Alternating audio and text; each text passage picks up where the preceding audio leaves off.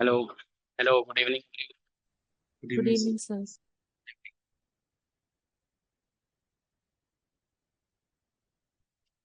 Okay, तो हम लोग लास्ट क्लास में kinetic theory of gases start किए थे।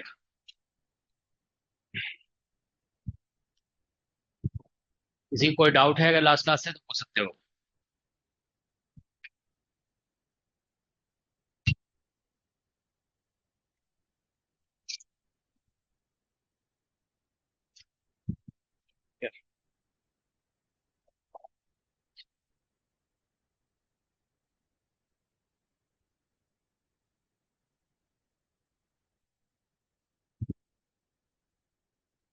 हाँ हाँ, बोलो। सर, जो होमवर्क दिया था आपने उसका आंसर कंफर्म करना था।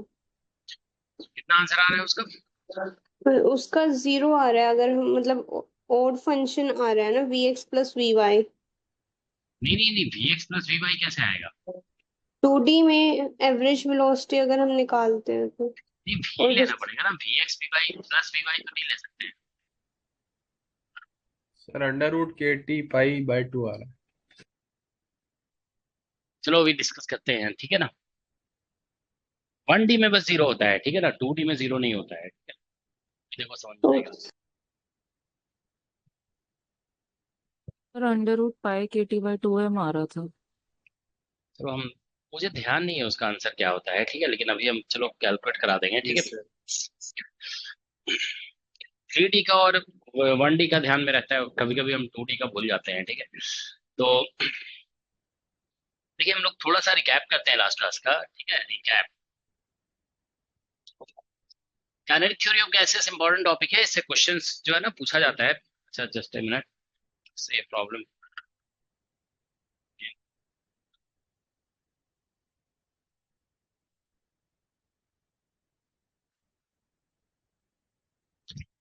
ठीक है।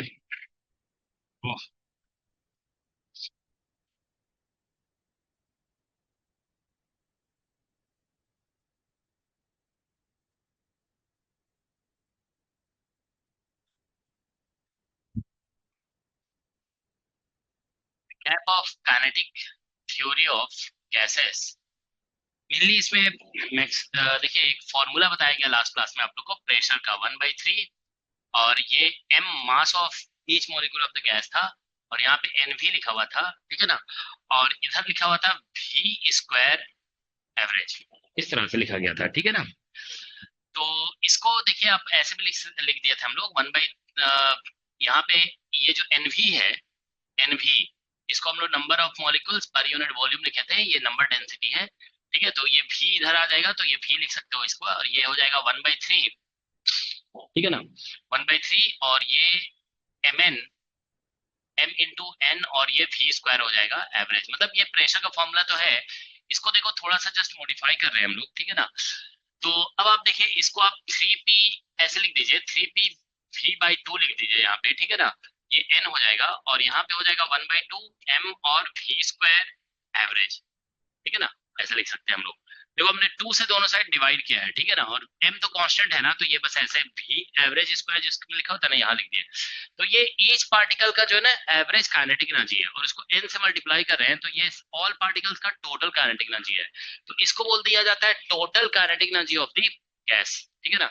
So this is kinetic energy, मतलब इसको हम बोल सकते हैं this is translational kinetic energy of the gas, ठीक है ना। ये इसे बोला जाता है ट्रांसलेशनल, ठीक है, translational kinetic energy of gas, ठीक है ना। तो that is equal to 3 pv/2, हम लोग ऐसे लिख सकते हैं, ठीक है ना। This is just a formula, ठीक है ना। ऑलराइट, नाउ लास्ट क्लास में देखिए हम लोग Maxwell distribution, Maxwell's distribution of, ये मैक्सवेल्स लॉ कह सकते हो, ठीक है ना, Maxwell's law of distribution of velocity पढ़े थे, ठीक है, डिस्ट्रीब्यूशन ऑफ वेलोसिटी, ठीक है। तो ये डिस्ट्रीब्यूशन लॉ आपको देखिए 1D में बताया गया, 2D में और 3D सभी में बताया गया था। तो इसको हमने ऐसे लिखवाए थे हम कि जैसे मान लो प्रोबेबिलिटी के फॉर्म में लिखे थे, जैसे DP, so probability dp is basically probability of having velocity between v and v plus dv, ठीक है ना। तो दैट वाज इक्वल टू, यहाँ पे ऐसा कुछ कांस्टेंट आ गया था m अपॉन 2 पाई kt, ठीक है ना, होल पावर 3/2 आ गया था, ठीक है। और फिर यहाँ पे e to the power minus kinetic energy है half M we square upon यहाँ पे kt है, ठीक है। और यहाँ पे डी टॉ वॉल्यूम एलिमेंट ऐसे हम लिखवाए थे, ठीक है ना, that was the volume element, ठीक है। तो ये एक इंपॉर्टेंट फॉर्मूला है, इसको आप ध्यान में रखेंगे, ठीक है ना। और फिर इसको 1D में, मतलब वॉल्यूम एलिमेंट तो आप जानते ही हो, कल बता दिया गया था, डी टॉ जो हम लोग लिखे थे ऐसे, D tau volume element that was equal to V square sine theta D theta और डी फाई। एक्चुअल में ये होता है, ध्यान रखेंगे, प्रोबेबिलिटी का ये फॉर्मूला है, ठीक है ना। तो ये इस तरह से लिखा जाता है, ठीक है ना। लेकिन अगर देखिए जैसे कोई इंटीग्रेशन कर रहे हो और उसमें एंगल अगर इन्वॉल्व नहीं है, ठीक है ना, तो फिर आप d sine theta d phi की जगह 4 पाई लिख सकते हैं। लेकिन अगर किसी इंटीग्रेशन में एंगल इन्वॉल्व हो गया ना, तो फिर आप नहीं लिख सकते हैं, आप ध्यान रखोगे तो फिर आपको क्या बोलते हैं, ये पूरा साइन थीटा डी फाई। तो आप देखोगे कुछ क्वेश्चंस ऐसे होंगे ना जहां पे हम ये जो वॉल्यूम एलिमेंट है ना, वहां पे साइन थीटा डी फाई हमें लिखने की जरूरत पड़ेगी। कुछ कैलकुलेशन में हम इसको डायरेक्टली 4 पाई भी लिख करके कैलकुलेशन कर पाएंगे, ठीक है ना। तो हम जैसे कि बताए थे कि किसी भी क्वांटिटी का आपको एवरेज निकालना है ना, एवरेज ऑफ समथिंग जैसे निकालने के लिए बोला जाता है आपको मैक्सवेल, मतलब रिलेटेड टू गैस मॉलिक्यूल्स। तो उसको हम बताए थे कि ए और यहाँ पे ऐसे करके डीपी लिखो, इंटीग्रेट कर दो, बस आंसर आ जाएगा, ठीक है ना। अब डीपी यही फॉर्मूला हो जाएगा, बस डी टॉ की जगह ये लिख दोगे, ठीक है ना। इसको हम वन डायमेंशन में, अब इसको बोला जाता है basically probability of having velocity between v and v plus dv। अच्छा, v square sine theta d phi और एक dv भी है यहाँ पे, ठीक है ना, dv छूट गया हमसे, ठीक है ना, ये dv भी है यहाँ पे, ठीक है ना। तो इसे बोला जाता है probability of having velocity between v and v plus dv, ठीक है ना, in a certain theta phi direction. ऐसा कह सकते हो, यहाँ पे थीटा और फाई यूज हो रहा है ना, तो in a certain theta phi direction, ये मतलब हो गया यहाँ पे, ठीक है ना। ऑलराइट, तो एवरेज हम बताए थे, किसी भी क्वांटिटी का एवरेज निकालना है, बस ए उस क्वांटिटी को यहाँ पुट करेंगे और ये डीपी पुट करेंगे, इंटीग्रेट कर देंगे, ठीक है ना, we will get the answer. मतलब ट्रिपल इंटीग्रेशन हो जाएगा, थीटा पे, फाई पे और वी पे। थीटा का फुल लिमिट अगर लोगे तो जैसे बताया गया 0 से पाई होता है, पाई का फुल लिमिट 0 से 2 पाई हो जाएगा और वी का फुल लिमिट 0 से इन्फिनिटी हो जाएगा, ठीक है ना। तो ये बेसिकली हम लोग डिस्कस किए थे लास्ट क्लास में। और इसी का जैसे हमने बताया आपको कि वन डायमेंशन में आप फॉर्मूला लिखोगे डीपी एक्स, जिसको हम बोल दिए थे, ठीक है। तो that was equal to m by 2 pi kt, ठीक है। और होल पावर यहाँ पे 1/2 आ गया था और e to the power minus half m v x square हो गया था और डिवाइड बाई kt है ये, ठीक है। और यहाँ पे dv x आ गया था, ठीक है ना। So this is called probability of having velocity between, मतलब x component of velocity between vx and vx plus dvx, ठीक है ना। इसको आप बोल सकते हो probability of having x component of velocity, ठीक है, between vx and vx plus dvx, ठीक है ना। ये दो इंपॉर्टेंट फॉर्मूले हैं, ठीक है ना, इसको आप लोग ध्यान में रखेंगे। फिर इसी को dpx ऐसा है तो dpy भी ऐसा होगा, दोनों को मल्टीप्लाई कर देते हैं तो फिर 2 डायमेंशन का मैक्सवेल डिस्ट्रीब्यूशन फॉर्मूला बन जाता है, ठीक है ना। तो 2 डायमेंशन में ये वाला टर्म का होल स्क्वायर हो जाएगा, यहाँ पे vx square plus vy square आ जाएगा और ये बन जाएगा dvx इंटू dvy, ठीक है। इस तरह से हम लोग लिखे थे, ठीक है ना। ऑलराइट, अब देखिए लास्ट क्लास में जैसे हम लोगों ने देखा कि हम लोग ये एवरेज तो हमने बताया कि इस तरह से किसी भी क्वांटिटी का निकल सकता है। उसी तरह से हम बताए थे कि जैसे आरएमएस वैल्यू आपको निकालना है, ठीक है ना। जैसे हम लोग डिस्कस किए थे वी आरएमएस, थोड़ा सा इसको डिस्कस करना जरूरी है, इसलिए देखो हम बता रहे हैं। वी आरएमएस हम बोले थे कि ऐसे हो जाएगा वी स्क्वायर का एवरेज। अब जो वी स्क्वायर का एवरेज निकालेंगे ना, वी स्क्वायर एवरेज, वो फिर ऐसे ही निकलेगा, वी स्क्वायर लिखेंगे और यहाँ पे डीपी, और हम बोले थे ये कैलकुलेट करके आप लोग देख लोगे, वी स्क्वायर डीपी का वैल्यू पुट करेंगे। तो इसको फिर बताया गया था हम कि 1D 2D 3D में आप कैसे निकालोगे, ठीक है ना। तो देखिए आप लोग को वैल्यू बताया गया था कि जैसे मान लीजिए हम 1D की बात करें, 1 डायमेंशन में, ठीक है ना। तो जस्ट इसको एक बार देखो लिखते हैं, 1D में जो आपको बताया गया था वी आरएमएस, ठीक है ना, वी आरएमएस। तो दैट वाज इक्वल टू कितना बताया गया था, ऐसे बताया गया ना, KT बाई M, यही बताया था ना वी आरएमएस 1D में। तो देखो वी आरएमएस 1 डायमेंशन में KT बाई M होगा, तो इसको लिखने का मतलब ये हो गया 1 डायमेंशन मतलब सिर्फ x डायरेक्शन है मान लो, तो इसको ऐसे लिखा जाएगा, देखो वी एक्स स्क्वायर, ठीक है ना, अंडर रूट ऐसा है ये, this is something like this. Okay, तो ये आप ध्यान रखेंगे कि ये this is equal to k t by M है। तो आप इसका स्क्वायर दोनों साइड कर दोगे ना, तो देखो वी एक्स स्क्वायर का एवरेज जो होगा दैट इज इक्वल टू, ये आप लोग नोट कर लोगे, ठीक है ना, इसका बार बार आगे चल के यूज होने वाला है, जैसे वी एक्स स्क्वायर एवरेज ऐसे ही हो जाएगा। सिमिलरली, ठीक है ना, सिमिलरली, ठीक है, वी वाई स्क्वायर अगर एवरेज निकालते हैं या फिर वी जेड स्क्वायर एवरेज, ठीक है ना, तो ये दोनों इक्वल आएंगे और इसका वैल्यू भी यही होगा के टी बाई एम। ठीक है, तो कभी भी अगर वी एक्स स्क्वायर एवरेज या वी वाई वन डायमेंशन का, ये लास्ट क्लास में बताया गया कि आरएमएस स्पीड यही होता है k t by m. Two dimension में निकालोगे ना, तो टू डायमेंशन में यहाँ to k t by M आ जाता है। ठीक है, तो ये ध्यान रखना है कि वी एक्स स्क्वायर एवरेज या वी वाई स्क्वायर एवरेज कभी भी निकालने के लिए बोला जाएगा तो के टी बाई एम होगा। ठीक है, अब उसी तरह से देखिए साथ साथ बता देते हैं कि जैसे मान लो कभी वी एक्स एवरेज निकालने के लिए बोला जाए, तो पिछले क्लास में देखो हम बताए थे कि वन डायमेंशन में एवरेज वेलोसिटी जो होता है ना वो जीरो होता है, तो ये जीरो आएगा।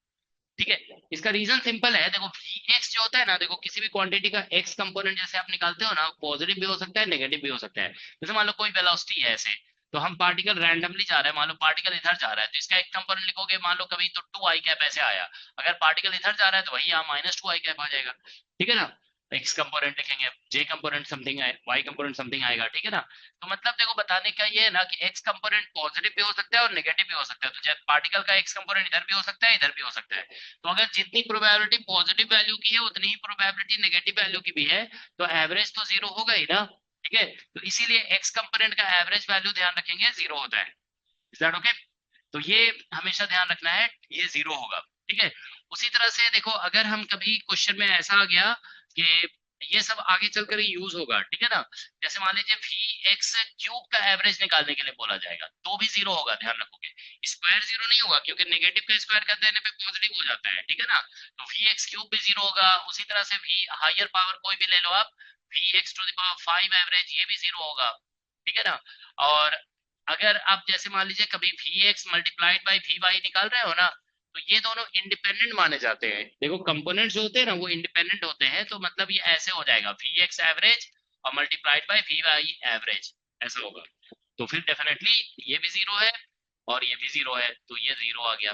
ठीक है ना, तो जैसे एक्स कंपोनेंट के बारे में जो बात बोली जा रही है ना, वही वाई और जेड कंपोनेंट के लिए भी होगा, और प्रोडक्ट इसका अगर निकालोगे प्रोडक्ट का भी एवरेज वैल्यू जीरो होगा, क्योंकि ये जो प्रोडक्ट होते हैं ना वो इंडिपेंडेंट प्रोडक्ट है। ठीक है ना, ये कंपोनेंट्स इंडिपेंडेंट है एक दूसरे से, तो इसीलिए इसको अलग अलग एवरेज में कन्वर्ट किया जा सकता है। ठीक है ना, तो इस तरह से ही बन जाता है। ठीक है, तो ठीक है, तो ये इंपॉर्टेंट पॉइंट्स है, इसको आप जरूर ध्यान में रखेंगे, वी एक्स स्क्वायर एवरेज, ठीक है ना, वी एक्स का average, v x we y का एवरेज। ठीक है, किसी भी दो कंपोनेंट के प्रोडक्ट का एवरेज निकालोगे जीरो आएगा, इंडिविजुअल कंपोनेंट का भी जीरो आएगा, स्क्वायर का या हायर पावर का जीरो नहीं आएगा। जैसे मान लो हम v x to the power four निकालते हैं तो वो जीरो नहीं आएगा, that will be something else. Okay, ठीक है, तो ठीक है, तो हम लोग ये लास्ट क्लास में जो डिस्कस किया जा चुका था ना उससे रिलेटेड ये चीजें थी, इसलिए हमने बता दिया। ठीक है ना, अब देखो जैसे तुम लोग कह रहे हो ना कि हम वो कैलकुलेट हमसे नहीं हो रहा है v square sorry v average in two dimension. ठीक है ना, तो चलो कैलकुलेट करते हैं। ठीक है ना, एवरेज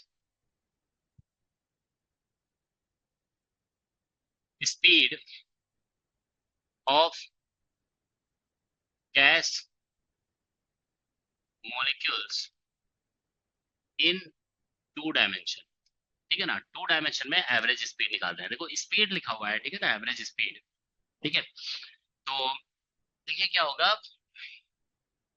कि हम लोग जैसे इन टू डायमेंशन अगर आप प्रोबेबिलिटी का फॉर्मूला जो निकालोगे ना, प्रोबेबिलिटी का फॉर्मूला वो ऐसा हो जाएगा यहाँ पे m अपॉन टू पाई के टी। ठीक है ना, इसका one dimension power one by two होता है, या टू डायमेंशन में होल स्क्वायर हो जाएगा E to the power minus half M, और यहाँ पे हो जाएगा वी एक्स स्क्वायर और प्लस वी वाई स्क्वायर। ठीक है ना, और यहाँ पे के टी। ठीक है, और इसमें आ जाएगा देखो यहाँ पे डी डी वी एक्स और multiplied by D v y, ऐसा होगा। तो इसको जानते हो, देखो हम अगर क्या बोलते हैं टू डायमेंशन में भी लिखेंगे ना, तो भी लिखोगे तो ऐसे हो जाएगा, देखो टू डायमेंशन में भी जो होता है ना वो वी एक्स का स्क्वायर और प्लस वी वाई का स्क्वायर, अब हम इस क्वांटिटी का एवरेज इस फॉर्मूले को यूज करके निकालेंगे ना, तो स्क्वायर रूट वगैरह है ना, तो ये डिफिकल्ट होगा निकालना, ठीक है ना। मतलब if we use x and y component of velocities, उसको यूज करके v का एवरेज निकालते हैं हम लोग, ठीक है ना।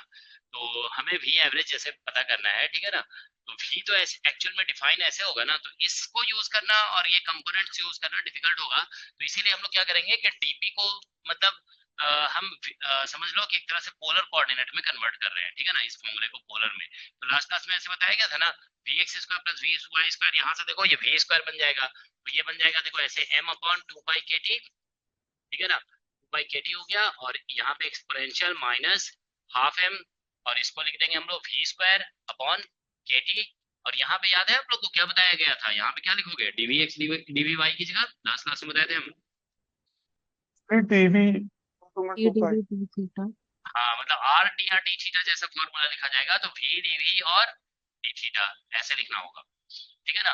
तो टू डायमेंशन में प्रोबेबिलिटी का फॉर्मूला पहले ये होगा, ठीक है ना। तो इसको कहा जाएगा this is probability of having velocity between v and v plus dv, या speed between v and v plus dv ऐसे बोल सकते हो, ठीक है। तो अब देखिए v एवरेज निकालना है ना, तो हम बताए ना किसी भी क्वांटिटी का एवरेज निकालना है, तो बस उसको v को dp से मल्टीप्लाई करके इंटीग्रेट कर दोगे यहाँ पे ऐसे, ठीक है, तो ये डबल इंटीग्रेशन हो जाएगा, ओके।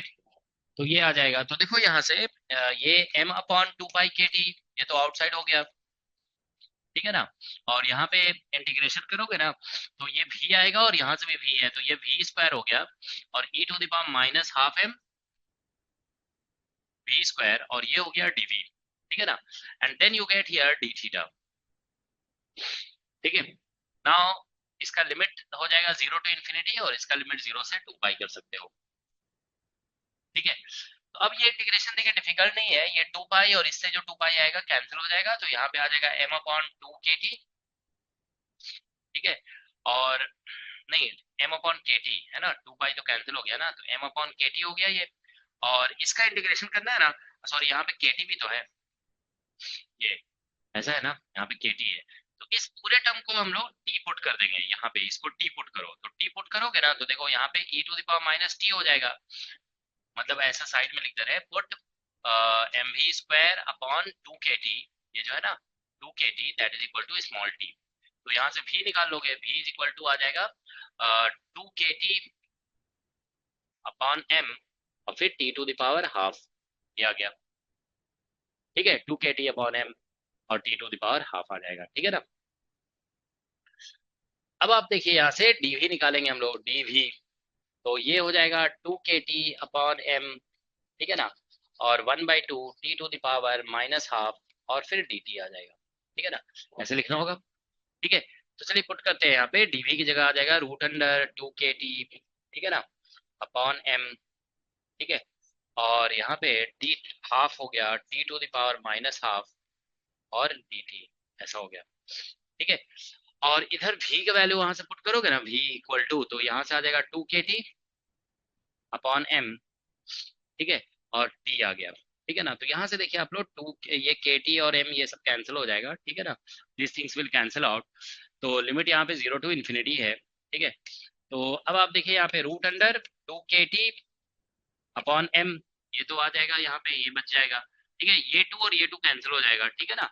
तो यहाँ पे बच जा रहा है, देखिए t का पावर हाफ है, 1 है, और यहाँ पे हाफ, तो हाफ हो गया, तो उसको फिर हम ऐसे लिख देंगे t का पावर 3/2 माइनस 1, ठीक है ना, और e to the power minus t, और dt हो जाएगा, वही 0 टू इन्फिनिटी हो रहा है यहाँ पे, ठीक है। तो देखिए ये जो इंटीग्रेशन है ना, दिस इज, ये गामा 3/2 हो जाएगा, तो इसको आप कैलकुलेट करेंगे root under to k T और बाई m, गामा 3/2 तो हम बताए थे ना लास्ट क्लास में, हाफ गामा हाफ लिख दोगे, और गामा हाफ रूट पाई हो जाएगा, ठीक है ना। ये गामा 3/2 है, ऐसे गामा 3/2 आ रहा है ना यहाँ पे, ये पावर 3/2 माइनस 1 है। एक बार गामा फंक्शन का डेफिनेशन सभी लोग गूगल पे सर्च करके देख लोगे अगर नहीं पता है तो, ठीक है ना। तो ये गामा फंक्शन पिछले क्लास में बताए भी थे, ठीक है ना। तो ये आ गया, इसको इसको ऐसे लिख देते हैं हाफ गामा हाफ, ठीक है ना, और गामा हाफ रूट पाई होता है, तो हाफ और ये रूट पाई हो जाएगा, ठीक है। तो यहाँ से आप देखिए इसको रूट के इनसाइड ले जाएंगे, तो ये बन जाएगा रूट अंडर के टी अपॉन टू पाई एम, इतना आंसर आ रहा है इसका, टू डायमेंशन में इतना आंसर आया आप लोगों को, बताइए, did pi you get this? ऊपर ऊपर भाई आएगा। ऊपर आएगा सर। अच्छा पाई ऊपर आएगा है ना, हाँ सही सही, पाई ऊपर आएगा। तो ये आ जाएगा यहाँ पे पाई के टी अपॉन 2m, है ना। ये आंसर होगा इसका वी एवरेज टू डायमेंशन में। ठीक है, तो आप ये ध्यान रखेंगे टू डायमेंशन में अगर एवरेज निकालना है तो आपको प्रोबेबिलिटी टू डायमेंशन में लिखना पड़ेगा। ठीक है, थ्री डायमेंशन में निकालना है तो प्रोबेबिलिटी थ्री डायमेंशन में लिखना होगा। ओके, ठीक है, किसी कोई डाउट है तो पूछ सकते हो। तो अब देखिए हम लोग वापस आते हैं मैक्सवेल डिस्ट्रीब्यूशन फॉर्मूला का थोड़ा डिस्कशन करते हैं। ठीक है, तो लास्ट क्लास में देखिए डिस्ट्रीब्यूशन, तो ये अब नोट डाउन कर लोगे। ठीक है ना, ये जो निकल गया हमारा v average is equal to root under pi k t upon 2m निकल गया है। ठीक है ना, किसमें, इन थ्री डायमेंशन, थ्री डायमेंशन में निकला हुआ है ये, सॉरी इसमें टू डायमेंशन में, सॉरी टू डायमेंशन में, टू डायमेंशन में।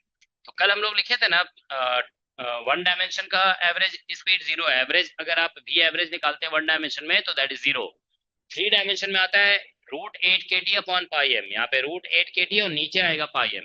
ओके, और वन डायमेंशन में जीरो, टू डायमेंशन में ये निकल गया है। ठीक है, एग्जाम में देखो किसी भी डायमेंशन में पूछा जा सकता है। ठीक है, जेस्ट के एग्जाम में भी वन डायमेंशन में पूछा गया है क्वेश्चन। ठीक है, तो ये आप लोग ध्यान देंगे। ठीक है, अब देखिए नेक्स्ट हम लोग कुछ इंपॉर्टेंट चीजें और डिस्कस करने जा रहे हैं इसमें। ठीक है, देखिए जैसे, अच्छा एक कैलकुलेशन जो है ना बेसिकली इसका भी कर लो, ये एग्जाम में आ सकता है। ठीक है ना, अ, चलो कैलकुलेशन चल रहा है ना तो एक दो कैलकुलेशन और कर लेते हैं। Calculate one by v average, ठीक है ना, in three dimension, three dimension में इसको कैलकुलेट करना है। ठीक है ना, फॉर गैस मॉलिक्यूल्स, और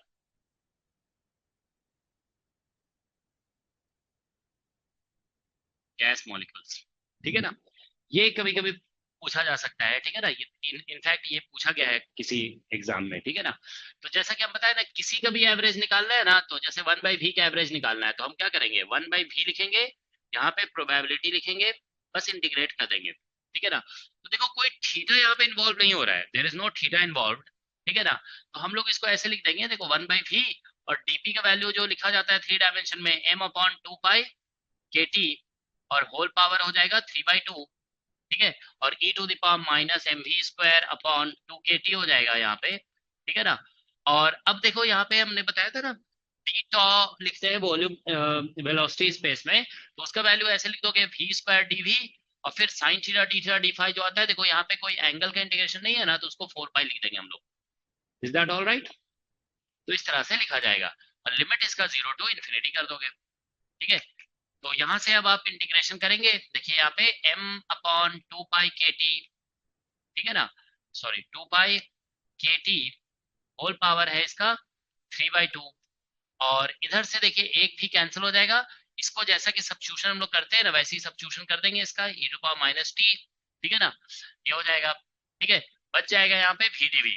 ठीक है ना, एक वी और डी वी एक कैंसिल हो जाएगा ना, तो हम लोग देखिए v की जगह पे फिर से वैसे यहाँ पे जो सब्स्टिट्यूशन किया वही सब्स्टिट्यूशन कर किया जाएगा, यहाँ पे भी v की जगह ये आ जाएगा। ठीक है ना, v की जगह आ जाएगा root under to k t upon m और t का पावर हाफ, और dv की जगह आ जाएगा root under to k t upon m और फिर हाफ t का पावर माइनस हाफ और dt, ये आ जाएगा। देखो यहाँ पे ये जो निकाला गया dt ये है ना, तो अब आप देखिए यहाँ से ये क्या आ रहा है, ये to k t by M, ठीक है ना, two k t by M यहाँ पे है, और इधर भी to k t by M है। ठीक है, यहाँ पे तो ये कैंसिलेशन जब होगा ना यहाँ से, ठीक है, तो एक टू के टी बाई यहाँ पे पाई एम बच जाएगा यहाँ पे। ठीक है, तो इससे बच जाएगा क्योंकि इस ये पावर थ्री बाई टू है, उससे एक पावर कैंसिल हो जाएगा, तो यहाँ पे बच जाएगा M upon two k T under root, ये बच जाएगा। और पाई तो क्योंकि कैंसिल नहीं हुआ है ना, तो one by pi to the power three by two तो बचा रहेगा यहाँ पे। ठीक है ना, ये वाला टर्म। ठीक है, और एक वन बाई टू बच जाएगा यहाँ पे। ठीक है, अब बचेगा इंटीग्रेशन 0 टू इन्फिनिटी, और टी का पावर वही है यहाँ पे। अच्छा, टी का पावर 0 हो गया यहाँ पे, तो टी का पावर 1 - 1 आ जाएगा, 1 - 1। टी का पावर 0 आ रहा है ना, ई का पावर माइनस टी और डी टी, तो ये तो डायरेक्टली 1 हो गया इंटीग्रेशन, ये गामा 1। इसको नहीं भी लिखेंगे ना, ऐसे ऐसे भी नहीं भी लिखे अगर हम यहाँ पे, ये तो कैंसिल होकर के 1 हो गया, ठीक है ना। तो ये तो इंटीग्रेशन ऐसे भी 1 हो रहा है, ठीक है ना। ये तो आप एक्सपोनेंशियल से एक्सपोनेंशियल आएगा, अपर लिमिट 0 और लोअर लिमिट से 1 आ जाएगा, ठीक है ना। तो यहाँ से देखिए आंसर जो आ रहा है इसका अरे 1/, 4 हाँ जो था उसको तो लिखना ही पड़ेगा। ये जो है ना, सॉरी, यहाँ पे 4 पाई था ना, वो छूट गया हमसे, ठीक है ना, ये 4 पाई लिख दोगे, ठीक है। तो इससे कैंसिलेशन हो जाएगा, 2 बच जाएगा ये, और ये 2 अंदर चला जाएगा, ठीक है ना, और एक रूट पाई बच जाएगा, एक पाई कैंसिल होकर के। तो इसका आंसर आ गया देखो इतना, आ, पाई, नहीं पाई नहीं, 2 बचा 2, हाँ 2m/, ठीक है ना, पाई के टी, ठीक है, अंडर रूट, इतना आंसर आ जाएगा, 1/v एवरेज। ये आंसर आएगा इसका, इतना आंसर आ रहा है देखो सभी लोग। यहाँ से एक पाई कैंसिल होगा, रूट पाई बचेगा, रूट के अंदर लिख दिया उसे हम लोग। 2 बचेगा, 2 को रूट के इनसाइड ले जाओगे तो 2 और 2 कैंसिल हो गया, 2 बच जाएगा यहाँ पे, ठीक है ना। तो ये 2 बच गया, ठीक है। तो 2m/पाई के t, that is the answer, ठीक है। तो यही आंसर होगा इसका। तो एक बार आई थिंक करेक्ट है इसका आंसर, इसमें कुछ ऐसा है नहीं, ठीक है ना। कभी कभी एग्जाम में जानते हो ऐसे क्वेश्चन पूछ दिया जाता है, जैसे मान लो वी एवरेज और 1/v एवरेज का प्रोडक्ट बताइए, ऐसे। तो वी एवरेज हम लोग 3 डायमेंशन में जानते हैं कि 8kT/πm होता है, पाई एम। और 1/v एवरेज जो है ना हमारा इतना निकल गया, देखो m/2m/π/kt, ठीक है ना। तो kt कैंसिल हो जाएगा, ठीक है ना, पाई रूट के बाहर आ जाएगा, तो इससे आ जाएगा हमारा 16, 4/π आ जाएगा इसका आंसर, ठीक है ना। ये ध्यान में रखोगे, वी एवरेज और इन मल्टीप्लाइड बाई 1/v का एवरेज, इन दोनों का प्रोडक्ट जो आ रहा है वो 4/π आ रहा है, दैट इज द आंसर, ठीक है। तो ये देखिए कुछ बेसिक कैलकुलेशंस हैं ये सभी। 3 डायमेंशन में ये कराया गया कैलकुलेशन, ध्यान रखोगे 2 डायमेंशन का नहीं है, दिस इज 3 डायमेंशन, ठीक है। ऑल राइट, अब देखो एक कैलकुलेशन और हम लोग करेंगे, ठीक है, one more calculation, that is, देखो इन 3 डायमेंशन, देखो question in 3 dimension calculate VZ modulus average, ये निकालना है। ये जेस्ट में पूछा गया 2022 में या 21 में, किसी एक एग्जाम में पूछा गया है ये, 22 और 21 किसी एक जेस्ट में अभी हम दिखाएंगे आप लोगों को, ठीक है ना। तो VZ एवरेज हमें निकालना है, मॉडुलस, VZ मॉडुलस एवरेज, ठीक है। तो this we have to calculate, okay. तो Sir, देखिए please show the previous slide.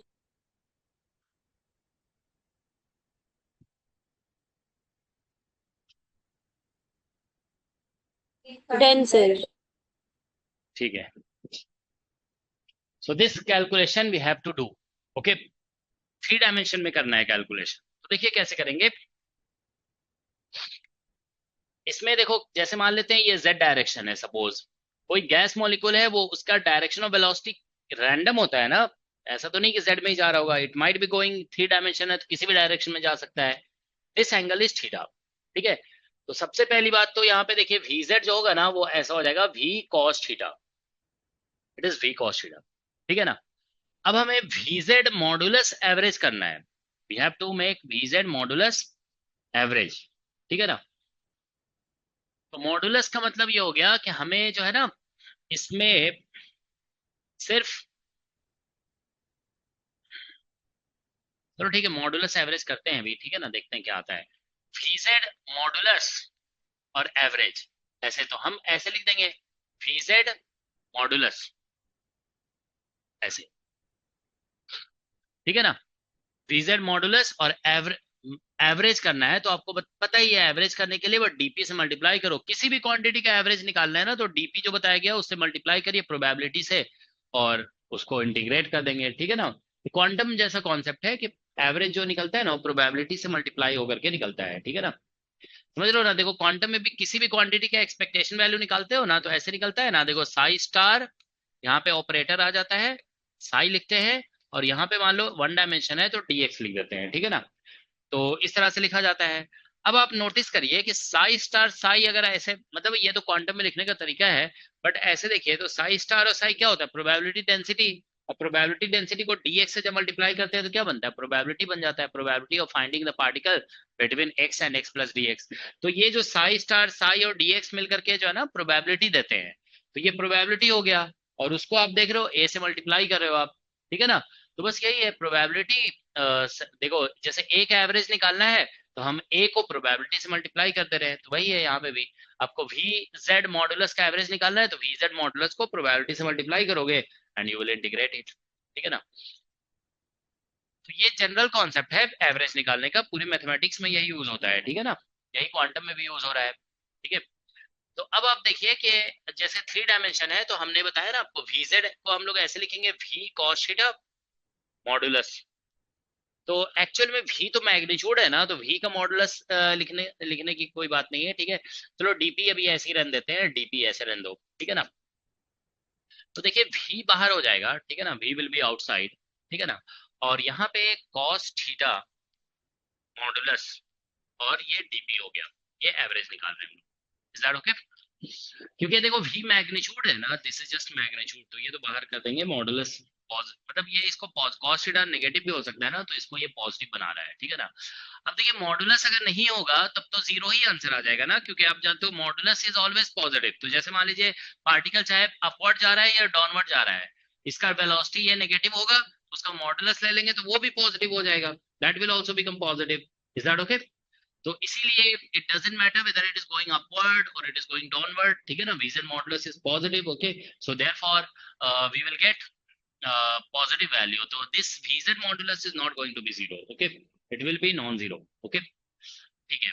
अब आप देखिए यहाँ से कि this is what we have now, ठीक है। तो हमें इसको देखो, या तो हम पूरा डिटेल में कैलकुलेशन करें इसका, या थोड़ा सा जो है ना लॉजिक यूज कर लें तो आंसर आ जाएगा। देखो क्या करेंगे, v, और यहाँ पे आप देखिए थोड़ा सा इस तरह से हमें थिंक करना होगा कि अगर हम इसको लिखते हैं, या एक मिनट अभी रहने दो ऐसे ही, थोड़ा सा इसको साइड में पहले क्वांटिटी हम लिखते हैं, ठीक है ना। I am not going to do very detail calculation, ठीक है ना। तो इसको डिटेल कैलकुलेशन तो देखो जैसे एक दो हम कराए कराए ना, ये सब ऐसे ही डिटेल कैलकुलेशन कर सकते हैं हम लोग, ऐसी कोई बात नहीं है, ठीक है। लेकिन हम थोड़ा सा शॉर्ट करने की कोशिश कर रहे हैं इसे। देखो अगर हम वी एवरेज निकालते हैं तो हम कैसे लिखेंगे, वी और डीपी लिखेंगे ऐसे, ठीक है ना, वी डीपी आप लिखोगे। अब देखिए क्या होगा, वी डीपी लिखोगे ना तो इधर कोई एंगल नहीं है, तो आप यहाँ पे क्या करोगे कि जैसे यहाँ पे आप 4 पाई यूज कर लोगे, ठीक है ना, यू विल यूज 4 पाई, ठीक है। मतलब ऐसा हो जाएगा, देखो यहाँ पे v, और इसको लिखोगे ऐसे m/2 पाई kT, ठीक है ना, 2 पाई kT होल पावर 3/2, और फिर यहाँ पे e⁻mv²/2kT, ऐसे लिखोगे ना kT, और फिर इधर लिखोगे ऐसे करके, ठीक है ना, और इधर v²dv, ठीक है ना। और यहाँ पे एंगल वाला टर्म जो है ना 4 पाई लिख देंगे, क्योंकि यहाँ पे एंगल है ही नहीं है, ठीक है ना। तो लेकिन यहाँ पे तो एंगल है ना, तो एंगल वाले टर्म को तो यहाँ लिखना पड़ेगा, तो हम क्या कर रहे हैं, देखो यहाँ पे ऐसे लिख देंगे, ये v हो गया, और क्या बोलते हैं dp से जो m/2 पाई kT आएगा ना, देखो 2 पाई kT, ठीक है ना, और होल पावर 3/2, और e⁻mv²/2kT, और इधर जो आएगा क्या बोलते हैं v²dv, ठीक है। और इधर जो है ना, मतलब ये इंटीग्रेशन v का इंटीग्रेशन हो गया 0 to ∞, और ये cos थीटा वाले टर्म को हम अलग कर देंगे ऐसे, और इसको लिख देंगे यहाँ पे sin थीटा d थीटा और d फाई, ये इंटीग्रेशन ऐसे लिखा जाएगा। अब ये d फाई इंटीग्रेशन तो 2 पाई देगा ही, ठीक है ना। देखो इसमें अगर क्या बोलते हैं 4 पाई को इंक्लूड कर ले हम यहाँ पे, देखो हम क्या कर रहे हैं, यहाँ पे 4 पाई मल्टीप्लाई कर दे रहे हैं और यहाँ पे 4 पाई डिवाइड कर दे रहे हैं, ठीक है ना, we are doing like this. तो ये जो क्वांटिटी है ना, this is nothing but average of velocity, average velocity आप निकालोगे तो ऐसे लिखोगे ना, तो ये डायरेक्टली इसका आंसर आ जाएगा √8kT/πm। तो ये क्वांटिटी को हम ऐसे 4 पाई से मल्टीप्लाई करके 4 पाई से डिवाइड कर देंगे ना, तो एवरेज वेलोसिटी निकालेंगे तो ऐसे ही तो निकलेगा।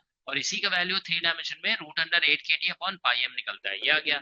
अब हमको बस इसका इंटीग्रेशन करना है, ठीक है ना, we have to do this integration. तो देखिए ये जो है ना, क्या बोलते हैं, अगर आप ऐसे देखिए कि हम cos थीटा का इंटीग्रेशन, cos थीटा को अगर t सब्स्टिट्यूट कर दें यहाँ पे, cos थीटा को t, तो ऐसा हो जाता है ना, देखो यहाँ पे ये आपको पता है cos थीटा को t सब्स्टिट्यूट करोगे ना, ये 0 से पाई जैसे लिमिट है, ठीक है, तो ये तो 2 पाई आ जाएगा, 2 पाई से 4 पाई कैंसिल हो जाएगा, तो ये 1/2 हो जाएगा, ऐसे है ना।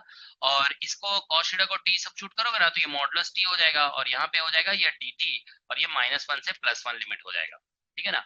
अब ये तो इवन फंक्शन है ना, तो इसको आप ऐसे कर सकते हो, देखो this will become equal to, समझ में आ रहा है ना सभी को, cos थीटा को हम t सब्स्टिट्यूट कर देंगे, तो ये sin theta d theta dt बन जाएगा, ठीक है ना, और ये लिमिट -1 से +1 आ जाएगा।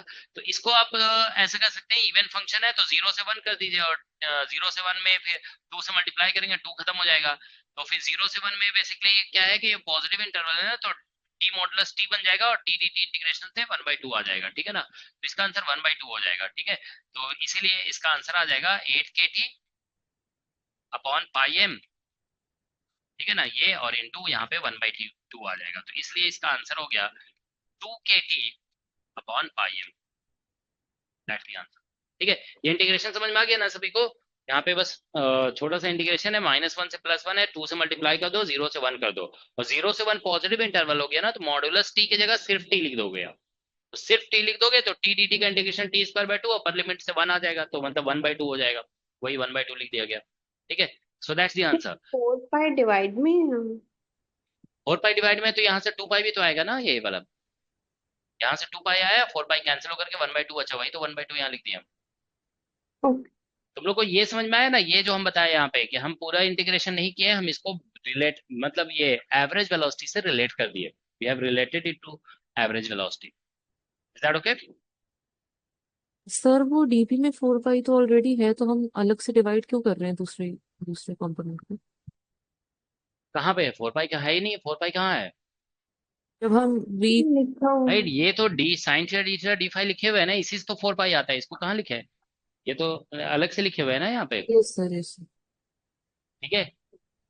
जब हम देखो क्या होता है, जब इंटीग्रेशन में थीटा नहीं होता है ना, तो हम 4 पाई लिख देते हैं, ऐसे इसमें थीटा नहीं है तो यहाँ 4 पाई, इसी साइन थीटा डी फाई का वैल्यू 4 पाई लिख देते हैं, इसमें थीटा है ना यहाँ पे इंटीग्रेशन में, तो हम इसको 4 पाई नहीं लिख सकते हैं, तो इसको साइन थीटा डी फाई तो आपको लिखना ही पड़ेगा, ठीक है ना, क्योंकि कॉस थीटा एक थीटा का टर्म है, तो हम कह रहे हैं कि यहाँ पे हम 4 पाई से मल्टीप्लाई भी कर दे रहे हैं, 4 पाई से डिवाइड भी कर दे रहे हैं, ठीक है ना, तो ये जो टर्म है ना वो इसके जैसा बन गया, तो ये एवरेज वेलोसिटी हो जाएगा, सॉरी एवरेज स्पीड हो जाएगा, तो एवरेज स्पीड को हम जानते हैं 3 डायमेंशन में root under 8 kT by pi m होता है, और ये इंटीग्रेशन हमने कैलकुलेट कर लिया, तो इस इंटीग्रेशन का वैल्यू आ गया हमारा इस तरह से 1/2, तो इसलिए आंसर जो होगा ना root under 2 kT by pi m हो जाएगा, ठीक है ना, दैट्स द आंसर, ठीक है। तो आप लोग इसको ध्यान में रखेंगे, ठीक है ना, दिस इज वेरी इंपॉर्टेंट कि अगर जैसे वीजेड वीजेड एवरेज जो निकला है ना, प्रीवियस स्लाइड दिखाओ।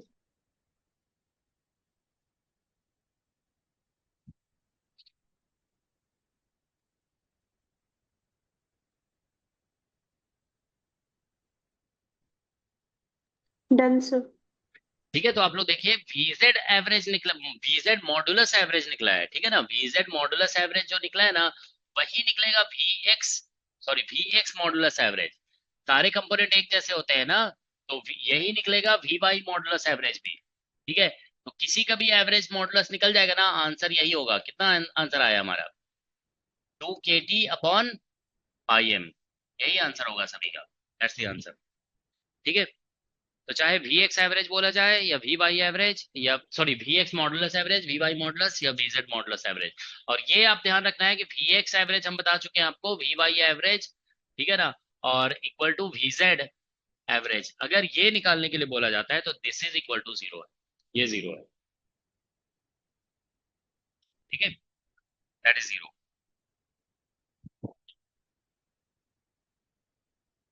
ठीक, ऑलराइट। तो अब देखो एक क्वेश्चन दे सर रहे हैं आप लोग को, हाँ बोलो। सर पिछले कैलकुलेशन में 4 पाई ऊपर नीचे डिवाइड मल्टीप्लाई किया था। हाँ 4 पाई मल्टीप्लाई किया, 4 पाई डिवाइड कर दिया, इससे मैच कराने के लिए, इससे मैच कराने के लिए, क्योंकि वी एवरेज में यहाँ पे 4 पाई तो आ रहा था ना यहाँ पे, उससे मैच कराने के लिए इसको ऐसे किया, ओके सर। ठीक है। पर ध्यान से अगर कुछ नहीं समझ में आया तो पूछ लोगे, ठीक है ना। ये इंपॉर्टेंट कैलकुलेशन है, ये जेस्ट में पूछा गया है क्वेश्चन, देखो this was asked in JEST exam. ठीक है, तो आप ये ध्यान रखें, जेस्ट में अगर पूछा गया ना तो किसी भी एग्जाम में आ सकता है, ठीक है ना, it can be asked in any exam. Okay, VX modulus तीनों है, तीनों का आंसर यही होगा, ठीक है ना। ये VX modulus, VY modulus, VZ modulus, सभी का आंसर ये होगा, ये इंपॉर्टेंट है, इसको आप लोग जरूर ध्यान में रखेंगे, ठीक है ना, दिस इज इंपॉर्टेंट। ठीक है, अब देखो नेक्स्ट हम लोग एक क्वेश्चन पूछ रहे हैं आप लोगों से, ठीक है, इसको थोड़ा ध्यान, मतलब क्वेश्चन ये है कि देखो, if V12 is relative velocity, V12 जो है ना रिलेटिव वेलोसिटी है of two molecules of A gas,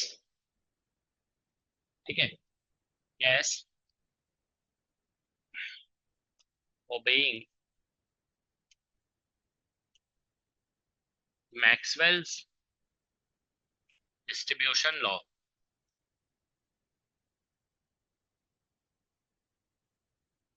ठीक है, तो मैक्सवेल डिस्ट्रीब्यूशन लॉ को फॉलो कर रहा है, ठीक है ना। क्वेश्चन ये है, फाइंड V12 स्क्वायर एवरेज, ये बताना है कितना हो, ठीक है। Think and answer, think click करिए और आंसर बताइए क्या होगा। ठीक है, तो 2 मिनट का टाइम दे रहे हैं आप लोग को, जरा सोच करके बताइए आंसर क्या होगा।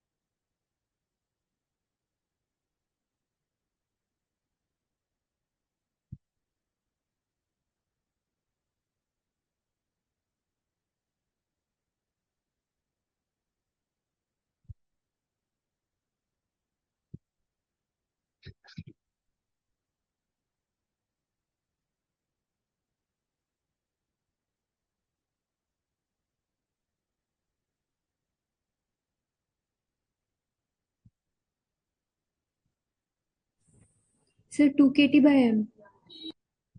2 kT/m हमारा है,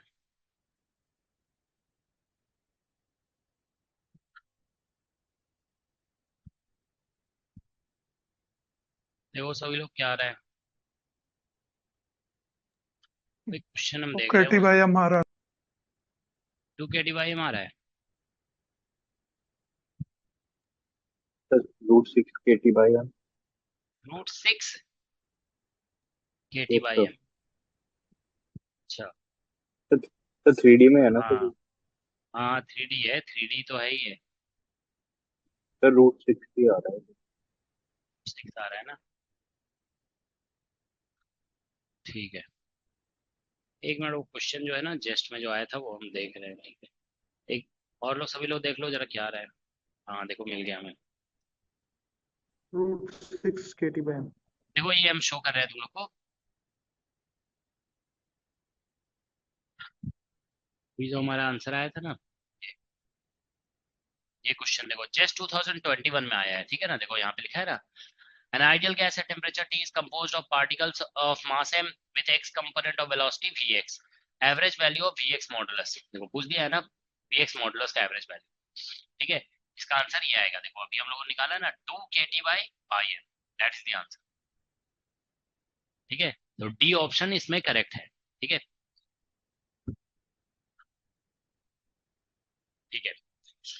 ठीक है, तुम लोग जो बता रहे हो ना, इसका आंसर 6 kT/m इसका करेक्ट आंसर होगा। ठीक है, एक्चुअली देखो ऐसा है सॉल्यूशन, इसका सॉल्यूशन ऐसे करना होगा कि V12 जो होता है ना, V12 अगर वेक्टर में लिखोगे ना तो ये होता है V1 माइनस V2, ऐसा होता है।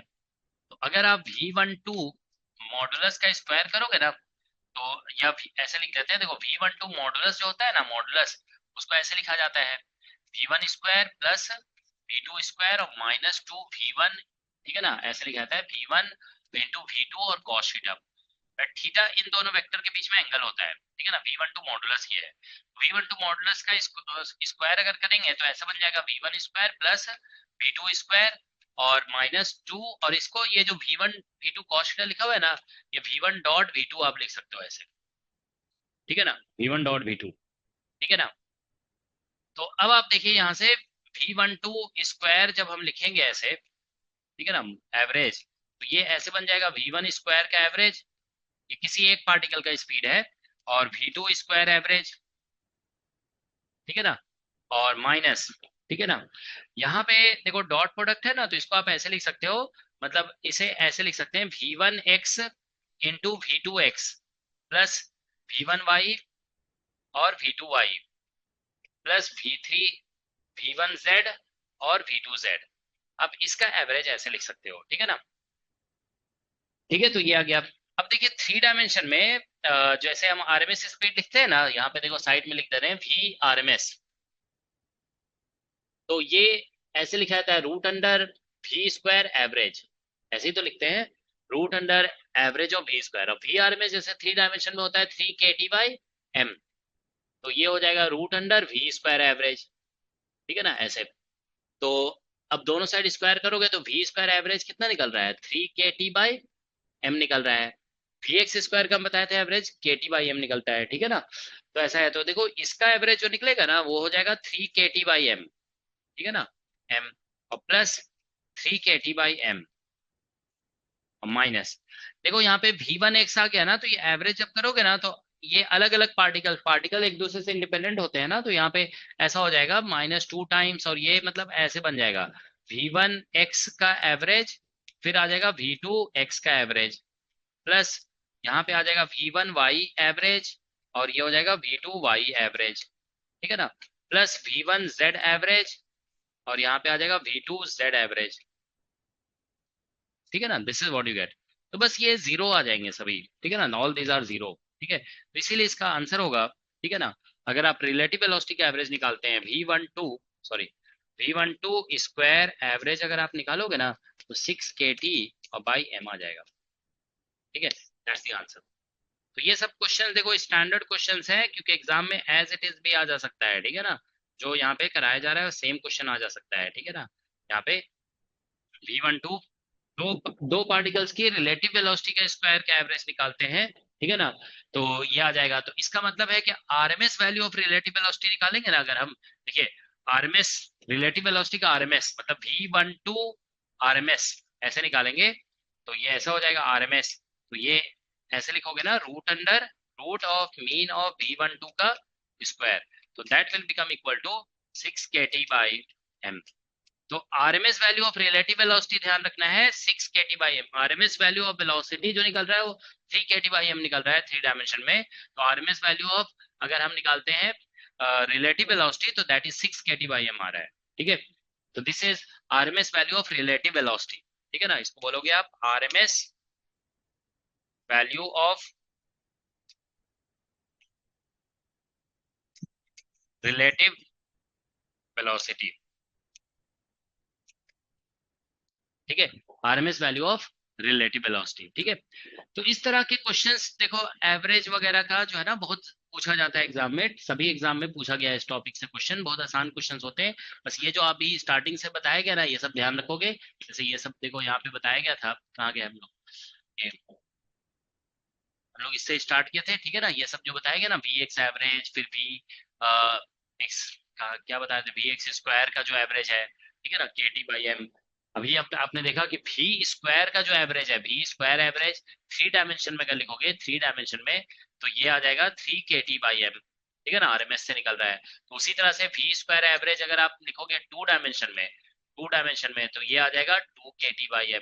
ठीक है ना, तो ये सब आपको बस ध्यान में रखना है, बहुत सारे क्वेश्चन डायरेक्ट इस पे होते हैं। ठीक है ना, ऑलराइट। तो ठीक है, किसी को कोई डाउट होगा तो पूछ लोगे, ठीक है ना। तो ये रिलेटिव वेलोसिटी का आरएमएस वैल्यू है, ठीक है ना। ठीक है, तो देखो एक क्वेश्चन बस बेसिक सा क्वेश्चन है जो कई एग्जाम में पूछा गया है, उसको हम देखो डिस्कस कर रहे हैं, उसके बाद फिर कुछ और इंपॉर्टेंट कॉन्सेप्ट्स डिस्कस करेंगे, ठीक है ना। तो यहाँ पे देखिए आप लोग, जस्ट अ मिनट,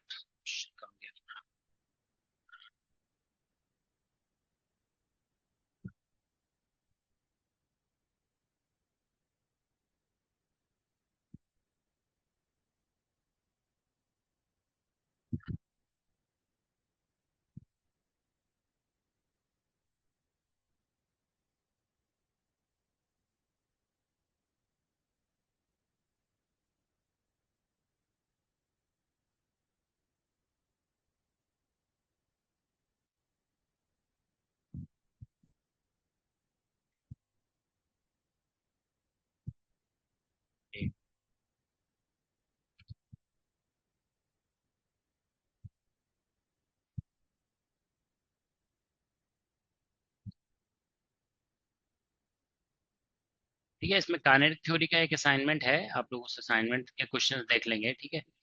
देखो यहाँ पे ये काइनेटिक थ्योरी ऑफ गैसेस का असाइनमेंट है, ठीक है ना। इसमें देखिए कुछ क्वेश्चंस तो बहुत डायरेक्ट डायरेक्ट पूछा गया है, ठीक है ना। जैसे देखो ये क्वेश्चन, देखो एक जैसे पूछा गया, this question was asked in IIT JAM exam, ठीक है ना। तो यहाँ पे लिखा गया है a gas molecule each having, थोड़ा इसको बिगर कर देते हैं, ठीक है। देखो a gas molecules each having mass m is in thermal equilibrium at temperature T. Let Vx, Vy, Vz to be the Cartesian component of velocity of a molecule. The mean value of, mean मतलब वही average value, इस quantity का average value निकालना है, ठीक है ना। तो बताइए आप लोग क्या आएगा आंसर। ये देखने के साथ ही समझ में ये अल्फा है, यहाँ पे ये ए लिख दिया है, यहाँ पे आंसर में अल्फा लिखा हुआ है, ठीक है ना। तो all of you should be able to answer this question, ठीक है।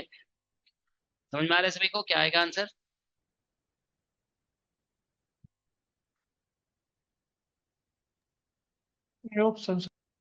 ये ऑप्शन आ जाएगा ना, ठीक है, वेरी गुड। देखो इसमें बहुत आसान सा है, आप लोग को जो कॉन्सेप्ट बताया गया उससे डायरेक्ट निकल जाएगा। चलो हम भी लिख देते हैं ऐसे, ठीक है। ये सिमिलर क्वेश्चन देखोगे कि नेट एग्जाम में भी आया हुआ है, ठीक है ना। देखो इसमें लिखा हुआ है v x minus alpha times v y है और प्लस यहाँ पे बीटा टाइम्स वी जेड है, इसका होल स्क्वायर किया गया है और फिर इसका मीन वैल्यू, एवरेज वैल्यू पूछा जा रहा है कि कितना होगा, ठीक है ना। This has to be calculated, okay, ठीक है। तो देखिए इसमें क्या हो रहा है कि हम इसको स्क्वायर करेंगे ना, तो ऐसा हो जाएगा वी एक्स स्क्वायर और प्लस ये बन जाएगा अल्फा स्क्वायर और v Y square plus beta square और वी जेड स्क्वायर, ये हो गया। प्लस माइनस 2ab करोगे तो 2 अल्फा और वी एक्स वी वाई हो जाएगा, ठीक है ना। प्लस 2 बीटा और, ठीक है ना, वी एक्स और वी जेड होगा, माइनस 2 अल्फा बीटा होगा और यहाँ पे वी वाई और वी जेड होगा। इसका हमें मीन वैल्यू निकालना है, दिस। तो देखो इसका मीन निकालना है ना, तो 1/1 क्या होगा, वी एक्स स्क्वायर का मीन बन जाएगा, ठीक है ना। तो ये ऐसा हो जाएगा वी एक्स स्क्वायर का मीन और प्लस अल्फा तो कांस्टेंट है बाहर आ जाएगा, ये हो जाएगा वी वाई स्क्वायर का mean plus beta square we z square mean, ठीक है ना, माइनस 2 अल्फा और यहाँ पे आ जाएगा वी एक्स मीन और वी वाई मीन, ठीक है ना, प्लस 2 बीटा और वी एक्स। ये कंपोनेंट्स इंडिपेंडेंट होते हैं तो इसको अलग अलग मीन में कन्वर्ट कर सकते हो, ठीक है ना। और यहाँ पे वी जेड मीन हो जाएगा और माइनस 2 अल्फा बीटा और यहाँ पे वी वाई मीन और वी जेड मीन, तो ये ऐसा होगा, ठीक है ना। अब देखिए ये हम लोग पढ़ चुके हैं कि ईच कंपोनेंट का जो मीन वैल्यू होता है ना वो KT/m होता है, KT/m प्लस अल्फा स्क्वायर, ये भी KT/m होगा, ठीक है ना, प्लस बीटा स्क्वायर और ये भी KT/m हो जाएगा, माइनस ये सारे टर्म जो है ना, दीज आर ऑल जीरो, ये सभी जीरो होते हैं, ठीक है ना। तो ये सब जीरो हो जाएंगे, ठीक है ना, प्लस जीरो ठीक है ना, प्लस जीरो, सब जीरो हो गया, ठीक है ना। तो इसीलिए इसका आंसर हो जाएगा, देखो के टी बाई एम कॉमन आ जाएगा और ये बन जाएगा 1 plus alpha square plus beta square, ठीक है, दैट्स द आंसर, ठीक है। तो ये इसका आंसर हो गया,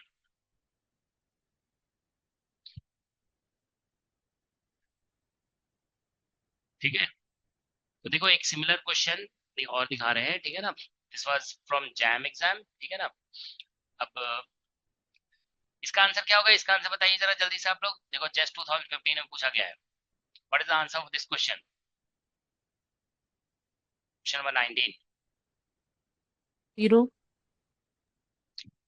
ठीक है, देखो इसमें लिखा है electron in a thin wire, मतलब वन डायमेंशन हो गया ना, थिन वायर में इलेक्ट्रॉन्स हैं, ठीक है, temperature t follow one dimensional Maxwellian distribution, velocity distribution, most probable speed of these electrons. तो कल बताया गया आप लोग को वन डायमेंशन में मोस्ट प्रोबेबल स्पीड जो होता है वो जीरो होता है, ठीक है ना। करेक्ट आंसर इसका जीरो हो जाएगा, ठीक है ना। ऑल राइट, तो देखो वही हम बता रहे थे कि मतलब सभी इसमें क्वेश्चन ऐसे पूछे गए हैं, ठीक है ना, ठीक है। देखो एक क्वेश्चन और दिखा रहे हैं तुम लोग को बस।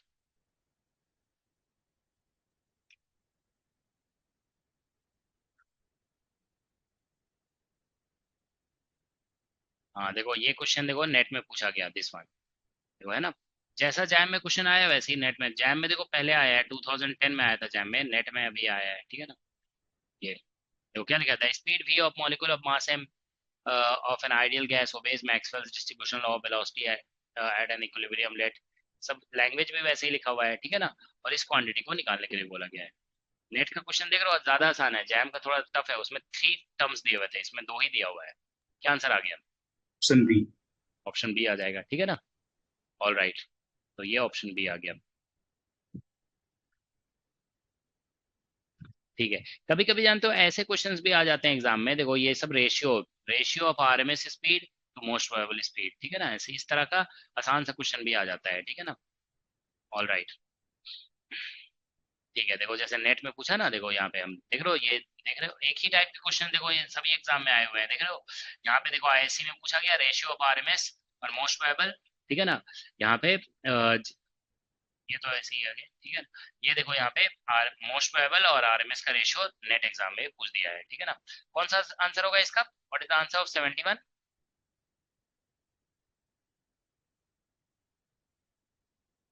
ये कौन से डायमेंशन में वो देख लोगे, अगर डायमेंशन नहीं मेंशन किया है ना तो 3 डायमेंशन मानना है, ठीक है ना। आइडियल गैस है, सब डायमेंशन नहीं बताया गया है तो 3 डायमेंशन मान लेना है, ठीक है। तो 3 डायमेंशन में तो अब तो बहुत डायरेक्ट पता चल रहा होगा ना आप लोग को। ऑप्शन कौन सा, सी सी आएगा है ना, हाँ ठीक है, सी ऑप्शन आ जाएगा। Most probable root under 2 kT/m होता है सी ऑप्शन में, ये 3 डायमेंशन में, और ये होता है रूट अंडर 3 kT/m, रेशो करेंगे तो ये। तो मतलब देखो हम इसलिए शो करते रहे ना ये क्वेश्चंस कि आपको एक आइडिया हो जाए कि एग्जाम में क्वेश्चंस देखो कैसे पूछे आ रहे हैं, बहुत आसान क्वेश्चंस भी आ रहे हैं और थोड़े टफ क्वेश्चंस भी आ रहे हैं, ठीक है ना। मतलब दोनों तरह के क्वेश्चंस आ रहे हैं, ठीक है। इसका आंसर बताइए जरा, क्या आंसर होगा, what is the answer for this question, question number 73, जल्दी से निकालिए आप लोग।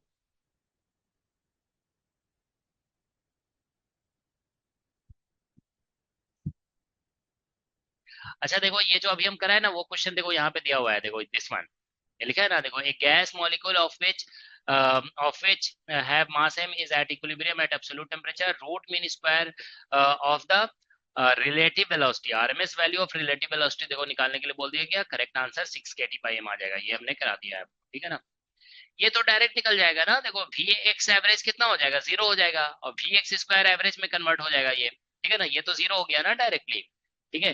तो ये इसका v x square average that is equal to KT/m हो गया, तो के सब कुछ ये वैल्यू दिया हुआ है, बस वैल्यू पुट करोगे you will get the answer. तो बस KT/m है और मास वगैरह पुट करना है, और तो इसका आंसर ये जो वैल्यू निकल रहा है ना स्टैंडर्ड डेविएशन, वो KT/m निकल रहा है, क्योंकि वी तो यहाँ पे वी एक्स एवरेज तो जीरो हो जाएगा ना, ठीक है। तो ये तो डायरेक्टली ऐसा हो जाएगा, ठीक है ना।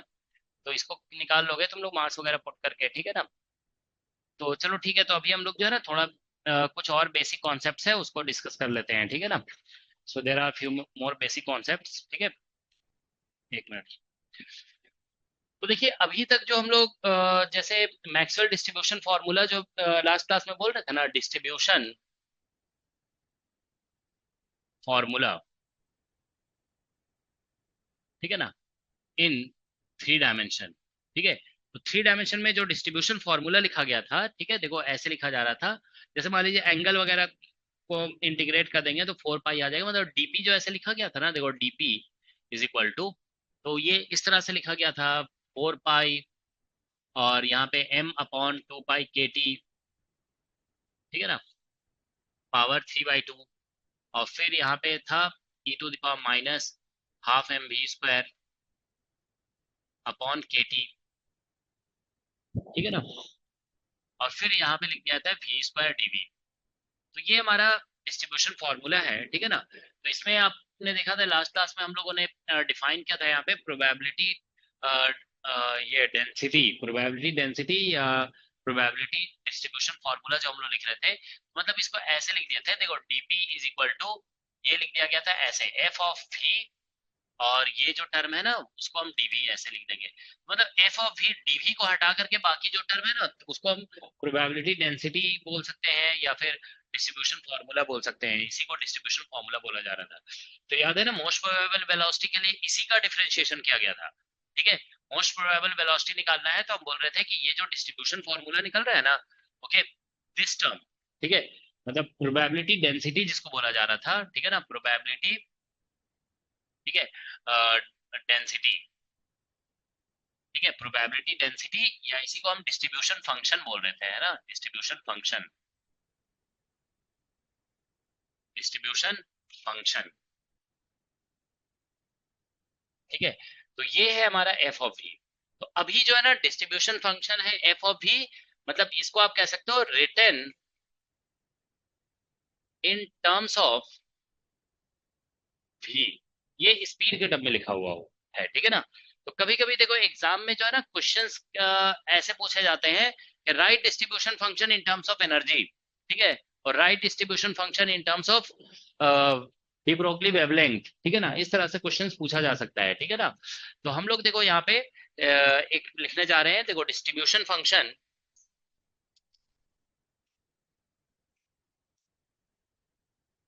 Distribution function in terms of energy, energy के टर्म में लिखेंगे, ठीक है ना। तो एनर्जी मतलब एनर्जी ऑफ पार्टिकल्स, मतलब एनर्जी ऑफ पार्टिकल्स, या मॉलिक्यूल्स कह दो, molecules. So we are writing distribution function in terms of energy of molecules, ठीक है। तो मॉलिक्यूल्स की एनर्जी कितनी होगी, वो काइनेटिक एनर्जी तो होगी ½mv² हो जाएगा, ठीक है ना। तो आप ध्यान रखेंगे कि अगर देखिए जैसे डीपी को ऐसे लिखा जा रहा था ना, प्रोबेबिलिटी को आप चाहे जैसे भी लिखें प्रोबेबिलिटी होगा, तो अब जानते हो मतलब डिस्ट्रीब्यूशन फंक्शन हम इस तरह से लिखेंगे, देखो डीपी जो है ना, डीपी वो ऐसे लिखा जाएगा सम फंक्शन जी ऑफ ई, और यहाँ पे मान लीजिए डी, ऐसे लिखा जाएगा। मतलब अगर हम डिस्ट्रीब्यूशन फंक्शन को एनर्जी के टर्म में लिख देंगे ना, तो अब प्रोबेबिलिटी को ऐसे लिखना पड़ेगा, तो प्रोबेबिलिटी आप चाहे ऐसे लिखिए या ऐसे लिखिए, मतलब सॉरी इस तरह से लिखें या इस तरह से लिखें, है तो वो प्रोबेबिलिटी ना, तो ये दोनों तो इक्वल ही होगा, ठीक है ना। तो मतलब ऐसा हो जाएगा, देखो जी ऑफ ई और d e will become equal to F of we और डी, तो इसीलिए जी ऑफ ई अगर आप निकालेंगे ना, देखो प्रोबेबिलिटी डिस्ट्रीब्यूशन फंक्शन यहाँ पे लिखा है ना, distribution function in terms of energy, तो जी ऑफ ई जो होगा वो हो जाएगा ऐसे एफ ऑफ वी, ठीक है, और यहाँ पे dv बाई डी हो जाएगा, dv बाई डी, ऐसे लिख सकते हो, ठीक है ना। तो देखिए हम लोग जैसे v निकालेंगे यहाँ से, तो v इज इक्वल टू कितना आ जाएगा, यहाँ से v निकालोगे तो 2e बाई m आ जाएगा, ठीक है ना, अंडर रूट। तो अगर हम dv बाई डी निकालते हैं, देखिए dv बाई डी, ठीक है ना, इसको e से डिफरेंशिएट कर देते हैं dv बाई डी, तो 2/m तो अपना रूट में है वैसे ही रहेगा, और ये e का डिफरेंशिएशन हो जाएगा 1/2, और e का पावर -½ हो जाएगा, दिस यू विल गेट। तो बस इसको यहाँ पे पुट कर देना है, देखो g of e is equal to f of v, f of v ये पूरा टर्म है, this whole term is f of v, है ना यहाँ तक, ठीक है। तो ऐसे लिखेंगे 4 पाई, और यहाँ पे m/2 पाई kt, ये 4 पाई वो वाला 4 पाई है जो साइन थीटा डी फाई आता है ना, वही 4 पाई वहां लिखा हुआ है, 2 पाई kt हो जाएगा, और यहाँ पे होल पावर 3/2 हो जाएगा, ठीक है ना। और यहाँ पे आप देखिए e⁻−e बन जाएगा अपॉन kt हो जाएगा ये, ठीक है ना, दिस ½ mv² will become equal to e, ठीक है ना। अब देखिए ये जो v स्क्वायर यहाँ पे लिखा गया है ना, v स्क्वायर आप ऐसे लिख देंगे यहाँ से टू, सॉरी इसको छोटा कर देते हैं, ठीक है। तो हम v स्क्वायर को देखिए यहाँ से v स्क्वायर को लिख देंगे 2e/m, ये हो गया 2e/m, ठीक है। और ठीक है, और लास्ट में ये जो dv/dy है ना, ये यहाँ पे देखिए हम लोग fv, समझ रहे हो ना, fv का वैल्यू हम पुट कर रहे हैं यहाँ पे, ge जो है ना fv है, तो fv हम इसको बोल रहे थे ना, इस पूरे टर्म को, dv को छोड़कर बाकी जो टर्म है वो fv है, तो fv का वैल्यू हमने पुट किया है यहाँ तक, ठीक है ना। v स्क्वायर तक देखो, v स्क्वायर हो गया 2e/m। अब यहाँ पे बचा है dv/d, तो dv/d हमारा ये निकला हुआ है 2/m हाफ और e to the power minus half, ये आ गया, ठीक है ना। So therefore what do we get, यहाँ से आप देखिए कि 2 और 2 कैंसिल हो जाएगा, तो ये बन जाएगा 2 पाई, ठीक है ना, या ये 2 कैंसिल कर दो, ठीक है ना, और यहाँ से कुछ कैंसिलेशंस वगैरह हो जाएगा, ठीक है ना। देखो ये जो है ना, देखो m और रूट m मिलकर के m का पावर 3/2 हो जाएगा, तो ये m कैंसिल हो जाएगा, ठीक है ना, this m will cancel out, okay, that's what you are getting actually, ठीक है। तो ये m यहाँ से कैंसिल आउट हो जाएगा, ठीक है। और क्या बचेगा यहाँ से, देखो 2 और 2 का पावर 1/2 मिल करके ये 3/2 हो जाएगा, तो ये 2 भी कैंसिल कर दो, let us cancel that 2 also, ठीक है ना, तो वो भी कैंसिल हो जाएगा। और कुछ बच रहा है, m कैंसिल हो जाएगा, ये वाला 2 कैंसिल हो जाएगा, ठीक है ना। और और क्या बचेगा, ठीक है, तो ये 2 से ये 2 कैंसिल हो जाएगा, तो यहाँ पे 2 बच जाएगा, ठीक है ना, 2, और ठीक है, ये 2 से ये 2 कैंसिल होगा, तो 2 पाई का टर्म एक बचेगा, मतलब ये हो जाएगा, ठीक है ना। चलो पाई यहाँ पे ऐसे रहने देते हैं, पाई यहाँ पे बच गया सिर्फ इतना, देखो 1/π/kt का होल पावर 3/2 ऐसे बच रहा है, ठीक है ना, होल पावर 3/2, और यहाँ पे आप देखिए रूट ई बच जाएगा, रूट ई, ये इससे कैंसिल होगा ना, तो ई का पावर 1/2, फिर ई का पावर माइनस ई अपॉन के टी, ऐसा हो जाएगा। तो that is the distribution function, ठीक है, तो यही इसका डिस्ट्रीब्यूशन फंक्शन है। तो देखो अभी आपको समझ में आ जाएगा कि क्यों लिखा गया इसे, तो that is distribution function in terms of energy, ठीक है। तो ये distribution function in terms of जो लिखा गया था ना यहाँ पे, इन टर्म्स ऑफ एनर्जी यही होगा, दिस द फॉर्मूला, ठीक है। अब थोड़ा देखो एग्जाम में आएगा तो वो डिपेंड करता है कैसे लिखा हुआ है, तो वो थोड़ा तो एडजस्ट किया जा सकता है, ठीक है ना। तो अब देखिए जैसे आप ये ध्यान रखेंगे कि जैसे ये डिस्ट्रीब्यूशन फंक्शन लिखा हुआ था, this was the distribution function in terms of velocity, तो अगर हम मोस्ट प्रोबेबल वेलोसिटी निकालना चाह रहे थे ना, तो हम इसका डिफरेंशिएशन किए थे, इसका डिफरेंशिएशन, और उसको जीरो किए थे, डिस्ट्रीब्यूशन फंक्शन, ये जो डिस्ट्रीब्यूशन फंक्शन है उसी का डिफरेंशिएशन करके जीरो किया जाता है, ठीक है ना। तो अगर हमें यहाँ पे मोस्ट प्रोबेबल एनर्जी निकालने के लिए बोला जाता है, आप ध्यान रखोगे, देखो most probable energy of particles, particles की अगर हम मोस्ट प्रोबेबल एनर्जी निकालना चाहते हैं, पार्टिकल्स या मॉलिक्यूल्स बोलिए, गैस मॉलिक्यूल्स, ठीक है ना, मोस्ट प्रोबेबल एनर्जी, तो आपको क्या करना होगा कि d d e of this term g of e जो है ना, इसको हम जीरो कर देंगे, will make this zero, is that okay. तो अब आप देखिए d d e of g of e में बाकी जो टर्म है ना उस पर फोकस नहीं करना है, बस ये देखना है कि यहाँ पे एक फैक्टर था ई का पावर हाफ, और दूसरा था e exponential to the power minus e upon के टी था, that is equal to zero, बस ऐसे डिफरेंशिएशन कर दो जीरो, ठीक है ना। तो यहाँ से आपका ई निकल आएगा, ई, तो देखिए जरा आप लोग डिफरेंशिएशन करके कितना आ रहा है इसका आंसर, इक्वल टू, तो ये आप ध्यान रखेंगे कि मोस्ट प्रोबेबल एनर्जी अगर निकालना है तो आपको डिस्ट्रीब्यूशन फंक्शन जो एनर्जी के टर्म में लिखा गया है ना उसका डेरिवेटिव जीरो करना है। मोस्ट प्रोबेबल स्पीड के लिए जो डिस्ट्रीब्यूशन फंक्शन लिखा गया है, ये जो एफ भी लिखा गया है, इसका डेरिवेटिव हम लोग जीरो किए थे लास्ट क्लास में, ठीक है ना, एफ वी इसका डेरिवेटिव जीरो किया गया था, ओके, ठीक है। तो इसका आंसर बताइए जरा डिफरेंशिएट करके आप लोग कितना आ रहा है।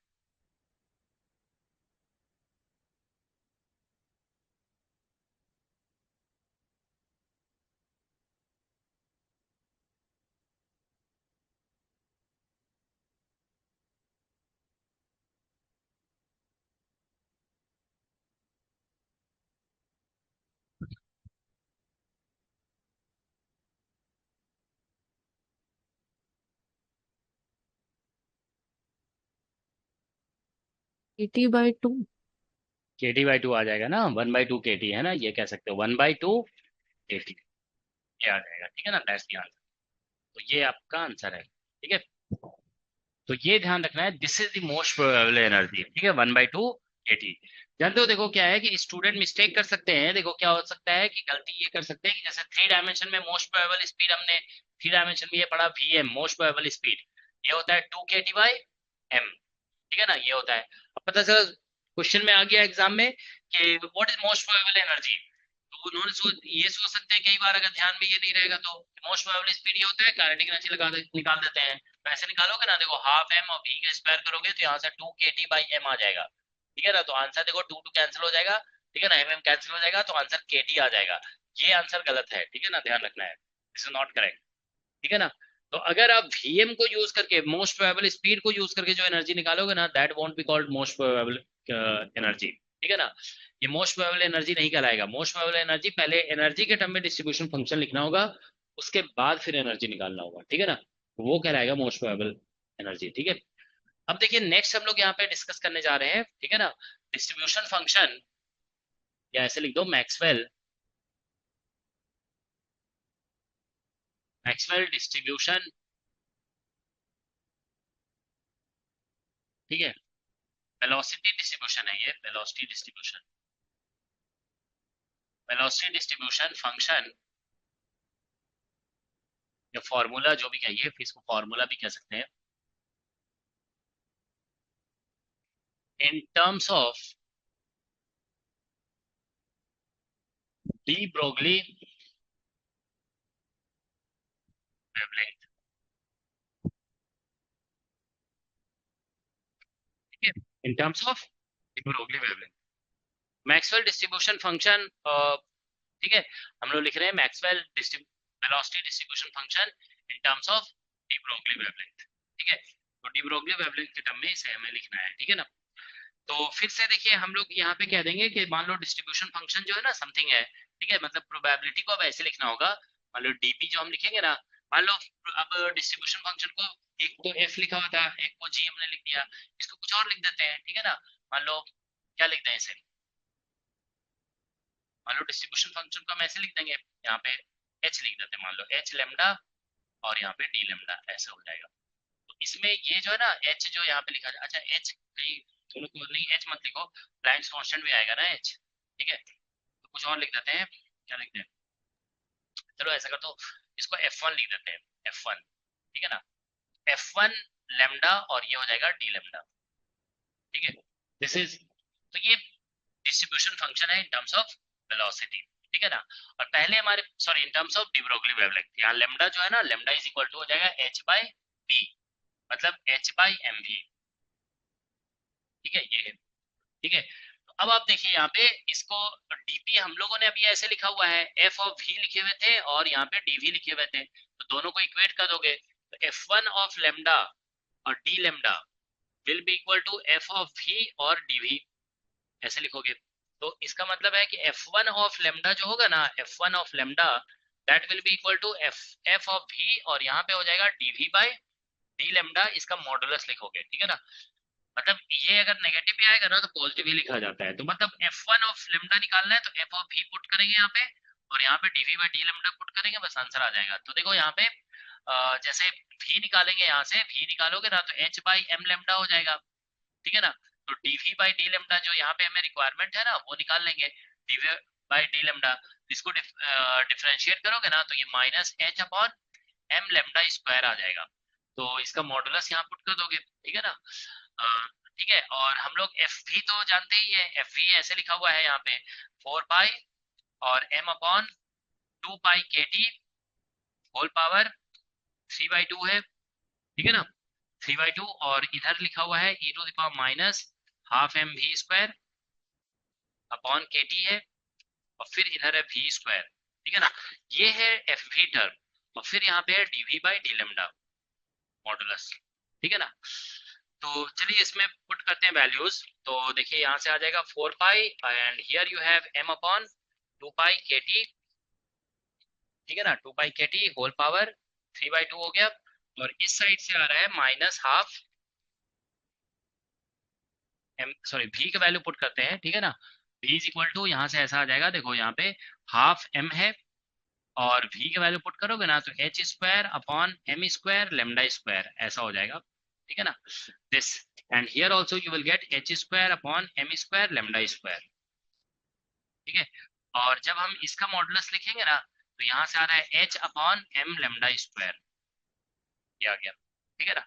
सो that's what we get, okay. तो बस यही आंसर है। अब इसमें देखो कांस्टेंट फैक्टर अलग हो जाएगा, मेन टर्म्स पे फोकस किया जाएगा, ठीक है ना। तो जो f1 ऑफ लेमडा निकल रहा है ना यहाँ से, ठीक है, वो देखिए यहाँ पे 4 पाई है, बाकी फैक्टर्स पे उतना ध्यान नहीं देना है, ठीक है ना। ये तो 4 पाई और यहाँ पे m by 2 pi k T whole power 3/2 है। अब कांस्टेंट फैक्टर्स इधर कर देते हैं, देखो जैसे ये h क्यूब हो जाएगा, यहाँ से मल्टीप्लाई करके m क्यूब हो जाएगा, ठीक है ना, m स्क्वायर और m, ठीक है ना। और ये लेमडा स्क्वायर मल्टीप्लाई होकर के लेमडा का पावर -4 हो जाएगा ऊपर में, और e to the power minus, ठीक है ना, ये एक m कैंसिल हो जाएगा, तो m into H square upon यहाँ पे, ठीक है, दिस इज गिविंग अस, अच्छा ऊपर में m नहीं बचेगा, नीचे बचेगा, है ना। तो यहाँ पे एच स्क्वायर बच जाएगा ऊपर में, और नीचे बच जाएगा यहाँ पे 2m और लेमडा स्क्वायर, ठीक है। तो ये कहलाएगा distribution function in terms of wavelength, ठीक है ना। तो मेन आपको ध्यान रखना है कैसे निकाला जाएगा। और हाँ एक जो एक्सपोनेंशियल में केटी आ रहा था वो, हाँ, केटी भी रहेगा, केटी तो रहेगा ही है ना, केटी था ना यहाँ पे, केटी, तो ये केटी लिख दो यहाँ पे ऐसे केटी, ठीक है, तो यहाँ पे भी केटी रहेगा, ठीक है।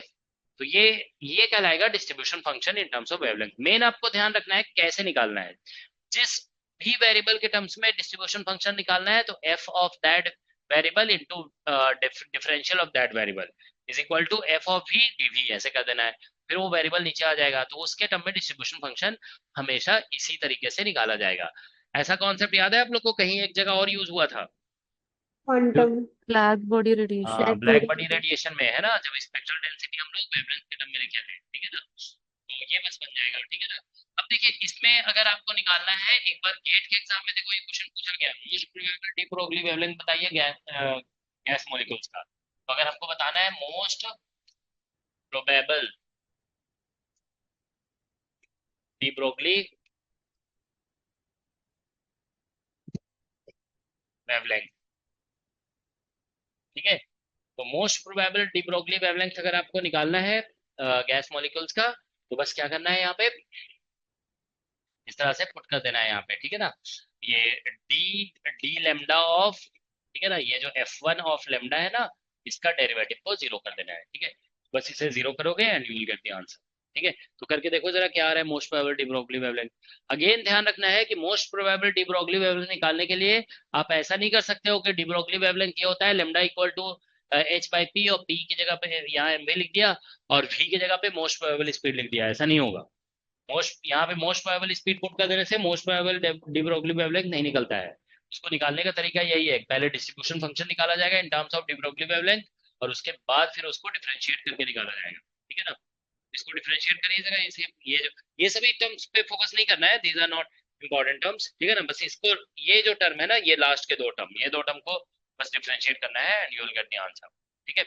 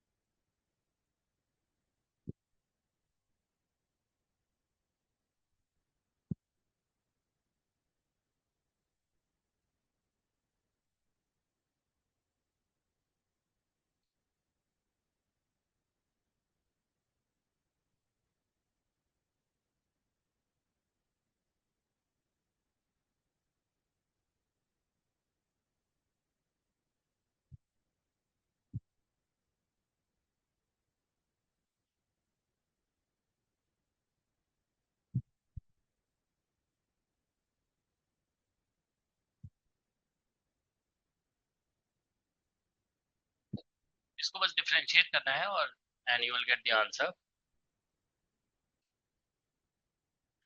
एक्सपोनेंशियल तो एक्सपोनेंशियल ही रहेगा, इससे आ जाएगा हमारा कितना -4, और उससे आ जाएगा, कैंसिल हो जाएगा 1/5, और यहाँ से आ जाएगा लैम्डा क्यूब स्क्वायर आ जाएगा एच सर h/2 √m/kt। आ रहा है lambda most probable H by under root 2 2 mkt। बाहर √में m/kt। हाँ 2 बाहर आएगा, ठीक है, मतलब अंदर में 4 आएगा, है ना, 4 mkt।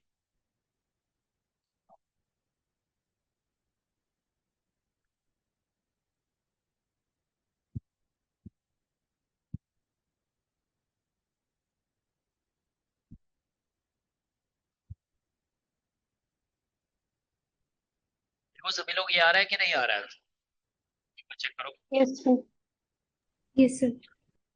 ठीक है, यही आंसर होगा। इसको बस डिफरेंशिएट करना है, डिफरेंशिएट करके 0 कर देना है and you will get this. ठीक है, this is the most probable de Broglie wavelength. Okay, ठीक है।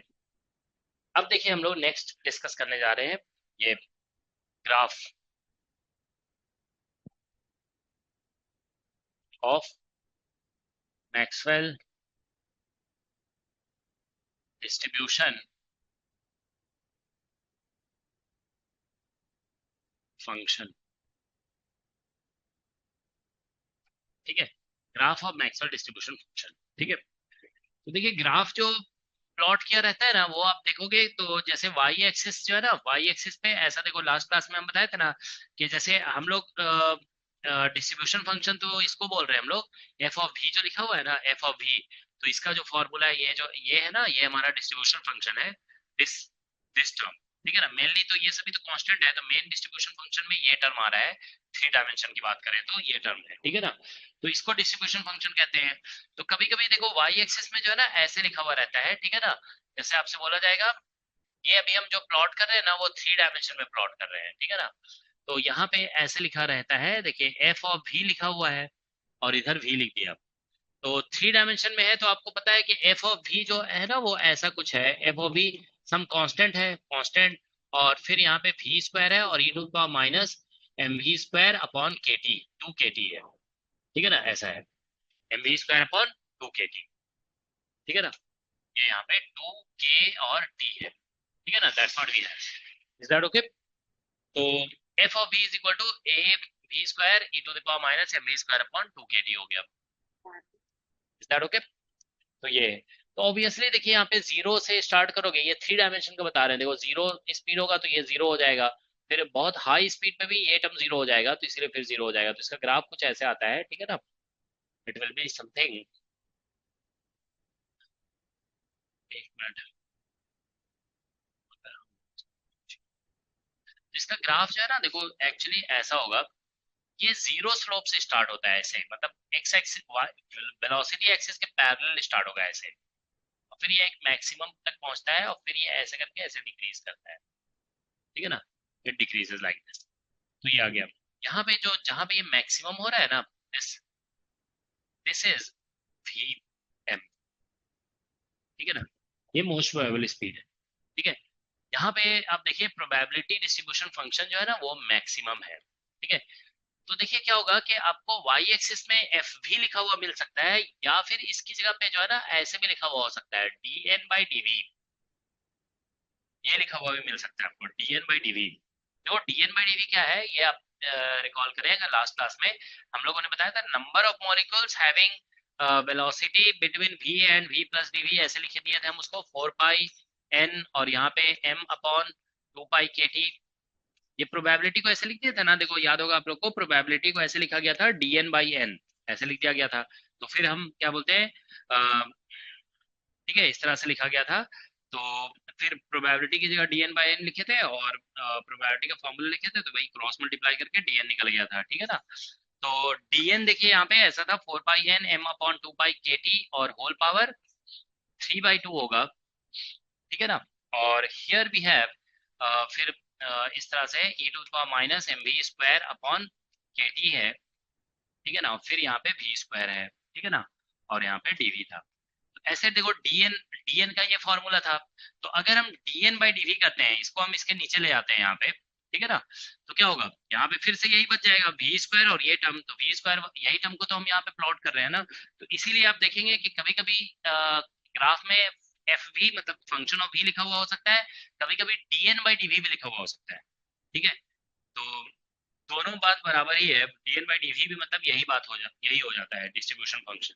ठीक है ना, तो इसका ग्राफ इस तरह से होगा। ठीक है ना, अब अगर देखिए हम जैसे मान लो ये एक पर्टिकुलर टेम्परेचर सपोज करो T1 पे प्लॉट किया हुआ है, this is at temperature T1।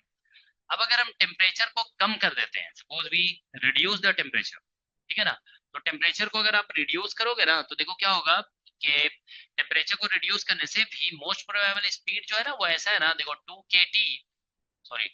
2 kT by m है 3 डायमेंशन में, 2 kT बाई m। ठीक है ना, तो इसलिए क्या होगा कि 2 kT बाई m है, तो अगर हम टेम्परेचर को रिड्यूस करेंगे ना तो ये जो पीक है ना वो लेफ्ट साइड शिफ्ट होगा, क्योंकि टेम्परेचर कम होगा तो मोस्ट प्रोबेबल स्पीड कम हो जाएगा। ठीक है ना, लेकिन देखो टेम्परेचर कम होने पे क्या होगा कि ये जो टर्म है ना वो ये जो प्री फैक्टर है ये थोड़ा बढ़ जाएगा। तो इसीलिए जानते हो इसका ग्राफ जो है ना थोड़ा लोअर टेम्परेचर पे प्लॉट करोगे ना तो ये ऐसा हो जाएगा, ये ऐसे करके पीक थोड़ा हायर हो जाएगा और फिर ये कुछ ऐसे ऐसे बन सकता है इस तरह से। So this will be the graph. ठीक है, तो ये ग्राफ है मान लो T2 टेम्परेचर पे, तो यहाँ पे ध्यान रखेंगे T2 जो होगा ना वो लेस देन T1 होगा, क्योंकि आपको ऐसे साफ पता चल रहा है कि पीक इधर शिफ्ट हो रहा है, क्योंकि most probable speed is proportional to root t, t कम होगा तो पीक लेफ्ट साइड शिफ्ट होगा। ठीक है ना, लेकिन यहाँ पे टी कम होने से ये जो प्री फैक्टर है ना वो थोड़ा बढ़ जाएगा। ठीक है ना, तो इसीलिए क्या बोलते हैं थोड़ा ये ज्यादा हो जाएगा। ठीक है ना, तो मतलब ऐसे भी कह सकते हो कि देखो कम टेम्परेचर पे larger number of molecule will have some mean value. ठीक है ना, तो इस तरह से ग्राफ होगा, तो लोअर टेम्परेचर पे पीक हायर हो जाएगा थोड़ा। ठीक है ना, और ये भी इधर शिफ्ट हो जाएगा। So this is the most distribution function for Maxwell distribution of velocity. ठीक है, उसका ग्राफ है ये, और ये लेकिन ग्राफ ध्यान रखिए 3 डायमेंशन में है। कभी कभी ऐसा होता है ना कि जो टॉपिक पढ़ा हुआ है उसी से क्वेश्चन आने पे स्टूडेंट थोड़ा ज्यादा खुश हो जाते हैं और उसमें कभी कभी गलती कर सकते हैं। देखो ये ग्राफ ध्यान रखोगे ये 3D के लिए, दिस इज फॉर 3 डायमेंशन। अगर पता चला एग्जाम में मैक्सवेल डिस्ट्रीब्यूशन का ग्राफ आया और आपने जल्दी में इसको टिक कर दिया, ऐसा अदर डायमेंशन में ऐसा नहीं भी हो सकता है। जैसे अगर हम 1 डायमेंशन में बात करते हैं, देखो तो 1 डायमेंशन में आपने देखा कि डिस्ट्रीब्यूशन फंक्शन फिर ऐसे लिखा जाता है ना, जैसे भी अगर हम 1 डायमेंशन में लिखेंगे तो सम कांस्टेंट a और e to the power minus सिर्फ ऐसे लिखा जाता है, half M we square upon kt होता है, और यहाँ पे कोई फैक्टर नहीं होता है। ठीक है ना, ये ठीक है, तो ये होता है। तो इसलिए 1 डायमेंशन में ग्राफ बनाओगे ना, अगर देखो जैसे यहाँ पे एफ ऑफ आप वी एक्स लिखिए या वी लिखिए जो भी लिखिए, 1 डायमेंशन में बोल दिया ना, 1 डायमेंशन में फिर ऐसा होगा। ठीक है ना, ये वी है तो ये ग्राफ बिल्कुल ऐसा होगा। तो आप देख रहे हो ना ये जो मैक्सिमम है ना वो 0 पे आ रहा है, तो इसीलिए बोला गया था कि इसमें मोस्ट प्रोबेबल स्पीड जो होता है ना 1 डायमेंशन में वो 0 होता है, क्योंकि ये जो डिस्ट्रीब्यूशन फंक्शन है वो मैक्सिमम यहीं पे आ रहा है। ठीक है ना, 0 पे आ रहा है मैक्सिमम, तो ये ग्राफ बनेगा 1 डायमेंशन में। ठीक है, और 2 डायमेंशन में अगर बनाओगे ना तो 2 डायमेंशन में भी लगभग ऐसे ही बनेगा, इसी के जैसा, क्योंकि देखो 2 डायमेंशन में लिखोगे ना 2 डायमेंशन में तो डिस्ट्रीब्यूशन फंक्शन जो है ना वो एफ भी ऐसा बन जाएगा। आपने देखा ना 2 डायमेंशन में जब एरिया वॉल्यूम एलिमेंट को हम एरिया एलिमेंट में चेंज किया था यहाँ पे डीवी एक्स और डीवी वाई को, तो यहाँ पे वी डीवी करके टर्म आ गया था। 2 डायमेंशन में ऐसा कुछ टर्म आएगा, एक कांस्टेंट और वी और e to the power minus half M we square ऐसा हो जाएगा। ठीक है ना, और बाई के टी ये आ जाएगा। ठीक है ना, तो 2 डायमेंशन में और 1 डायमेंशन 3 डायमेंशन में एक डिफरेंस होगा। देखो हम बता रहे हैं आपको कि ये ग्राफ जब ऐसे बनेगा ना 2 डायमेंशन में, ठीक है, ये एफ ऑफ वी और वर्सेस वी, तो इसमें जानते हो डिफरेंस ये होगा कि यहाँ पे जब आप ग्राफ बनाएंगे ना तो यहाँ पे आप देखिए 0 स्लोप से स्टार्ट नहीं होगा, ये it will go like this और फिर ये ऐसे करके ऐसे डिक्रीज करेगा, it will decrease like this. ठीक है, तो यहाँ पे स्लोप 0 नहीं होगा, क्योंकि आप इसका डेरिवेटिव करेंगे ना और v इक्वल टू 0 जब पुट करेंगे तो ये डेरिवेटिव 0 नहीं है, क्योंकि ये वाला टर्म डिफरेंशिएट हो जाएगा, a आ जाएगा और यहाँ पे समथिंग रहेगा, v 0 पुट करोगे ना तो आंसर a आ जाएगा। ठीक है, तो v इक्वल टू 0 पे तो ये ग्राफ कुछ ऐसा होगा, यहाँ पे कहीं पे मैक्सिमम आ जाएगा, यहाँ पे ये v मोस्ट प्रोबेबल हो जाएगा, this is v most probable. ठीक है ना, तो ये हम लोग लास्ट क्लास में निकाले थे कि v मोस्ट प्रोबेबल जो इसमें आता है, सॉरी इसमें वो आता है कितना, रूट अंडर के टी बाई एम, इतना ही था ना। बताए थे 3 डायमेंशन में 2 kT बाई एम आ रहा था, इसमें एक वन फैक्टर 1 कम हो जाता है, मतलब 3 है तो यहाँ 2 आ रहा है, तो 2 में 1 आता है यहाँ पे। और फिर बताए थे कि 1 डायमेंशन में 1 - 1 हो जाएगा, तो मतलब 0 हो जाएगा यहाँ पे, ठीक है। तो 1 डायमेंशन में आ रहा है। दोनों में डिफरेंस देखो, ध्यान रखोगे, ये जो है ना 0 स्लोप के साथ स्टार्ट हो रहा है, ऐसे पैरेलल टू एक्स एक्सिस से स्टार्ट हो रहा है, फिर ऐसे जा रहा है, और ये कुछ एंगल पे स्टार्ट होगा, बिकॉज इसका जो स्लोप है ना, इसका डेरिवेटिव भी इक्वल टू 0 पे 0 नहीं आ रहा है। Okay, it is not 0। तो ये डिफरेंस है इन दोनों ग्राफ में, ठीक है। तो ये मैक्सवेल डिस्ट्रीब्यूशन फंक्शन का ग्राफ हो गया, 3 डायमेंशन में, 1 डायमेंशन में और 2 डायमेंशन में। ओके, ठीक है। यहाँ पे स्लोप, यहाँ पे इस पॉइंट पे जो है ना, देखो इस पॉइंट पे ये आप ध्यान रखेंगे, डी एफ भी by D V is not 0, is not 0, ठीक है। इसमें 0 है, यहाँ पे जो है ना, ये इस पॉइंट पे डी एफ भी जो है ना और बाई डी वी ये 0 है, आप चेक कर सकते हैं, ठीक है। यही डिफरेंस है दोनों ग्राफ में, स्लोप इसका 0 होगा और इसका स्लोप 0 नहीं होगा, ठीक है ना। अदर थिंग्स इसमें भी सिमिलर होगा, अगर मान लो हायर टेम्परेचर लोअर टेम्परेचर पे हम प्लॉट करेंगे ना, तो लोअर टेम्परेचर पे फिर ये ऐसे हो जाएगा, लोअर टेम्परेचर पे ये ऐसे जाएगा, फिर ये ऐसे हो जाएगा, ठीक है।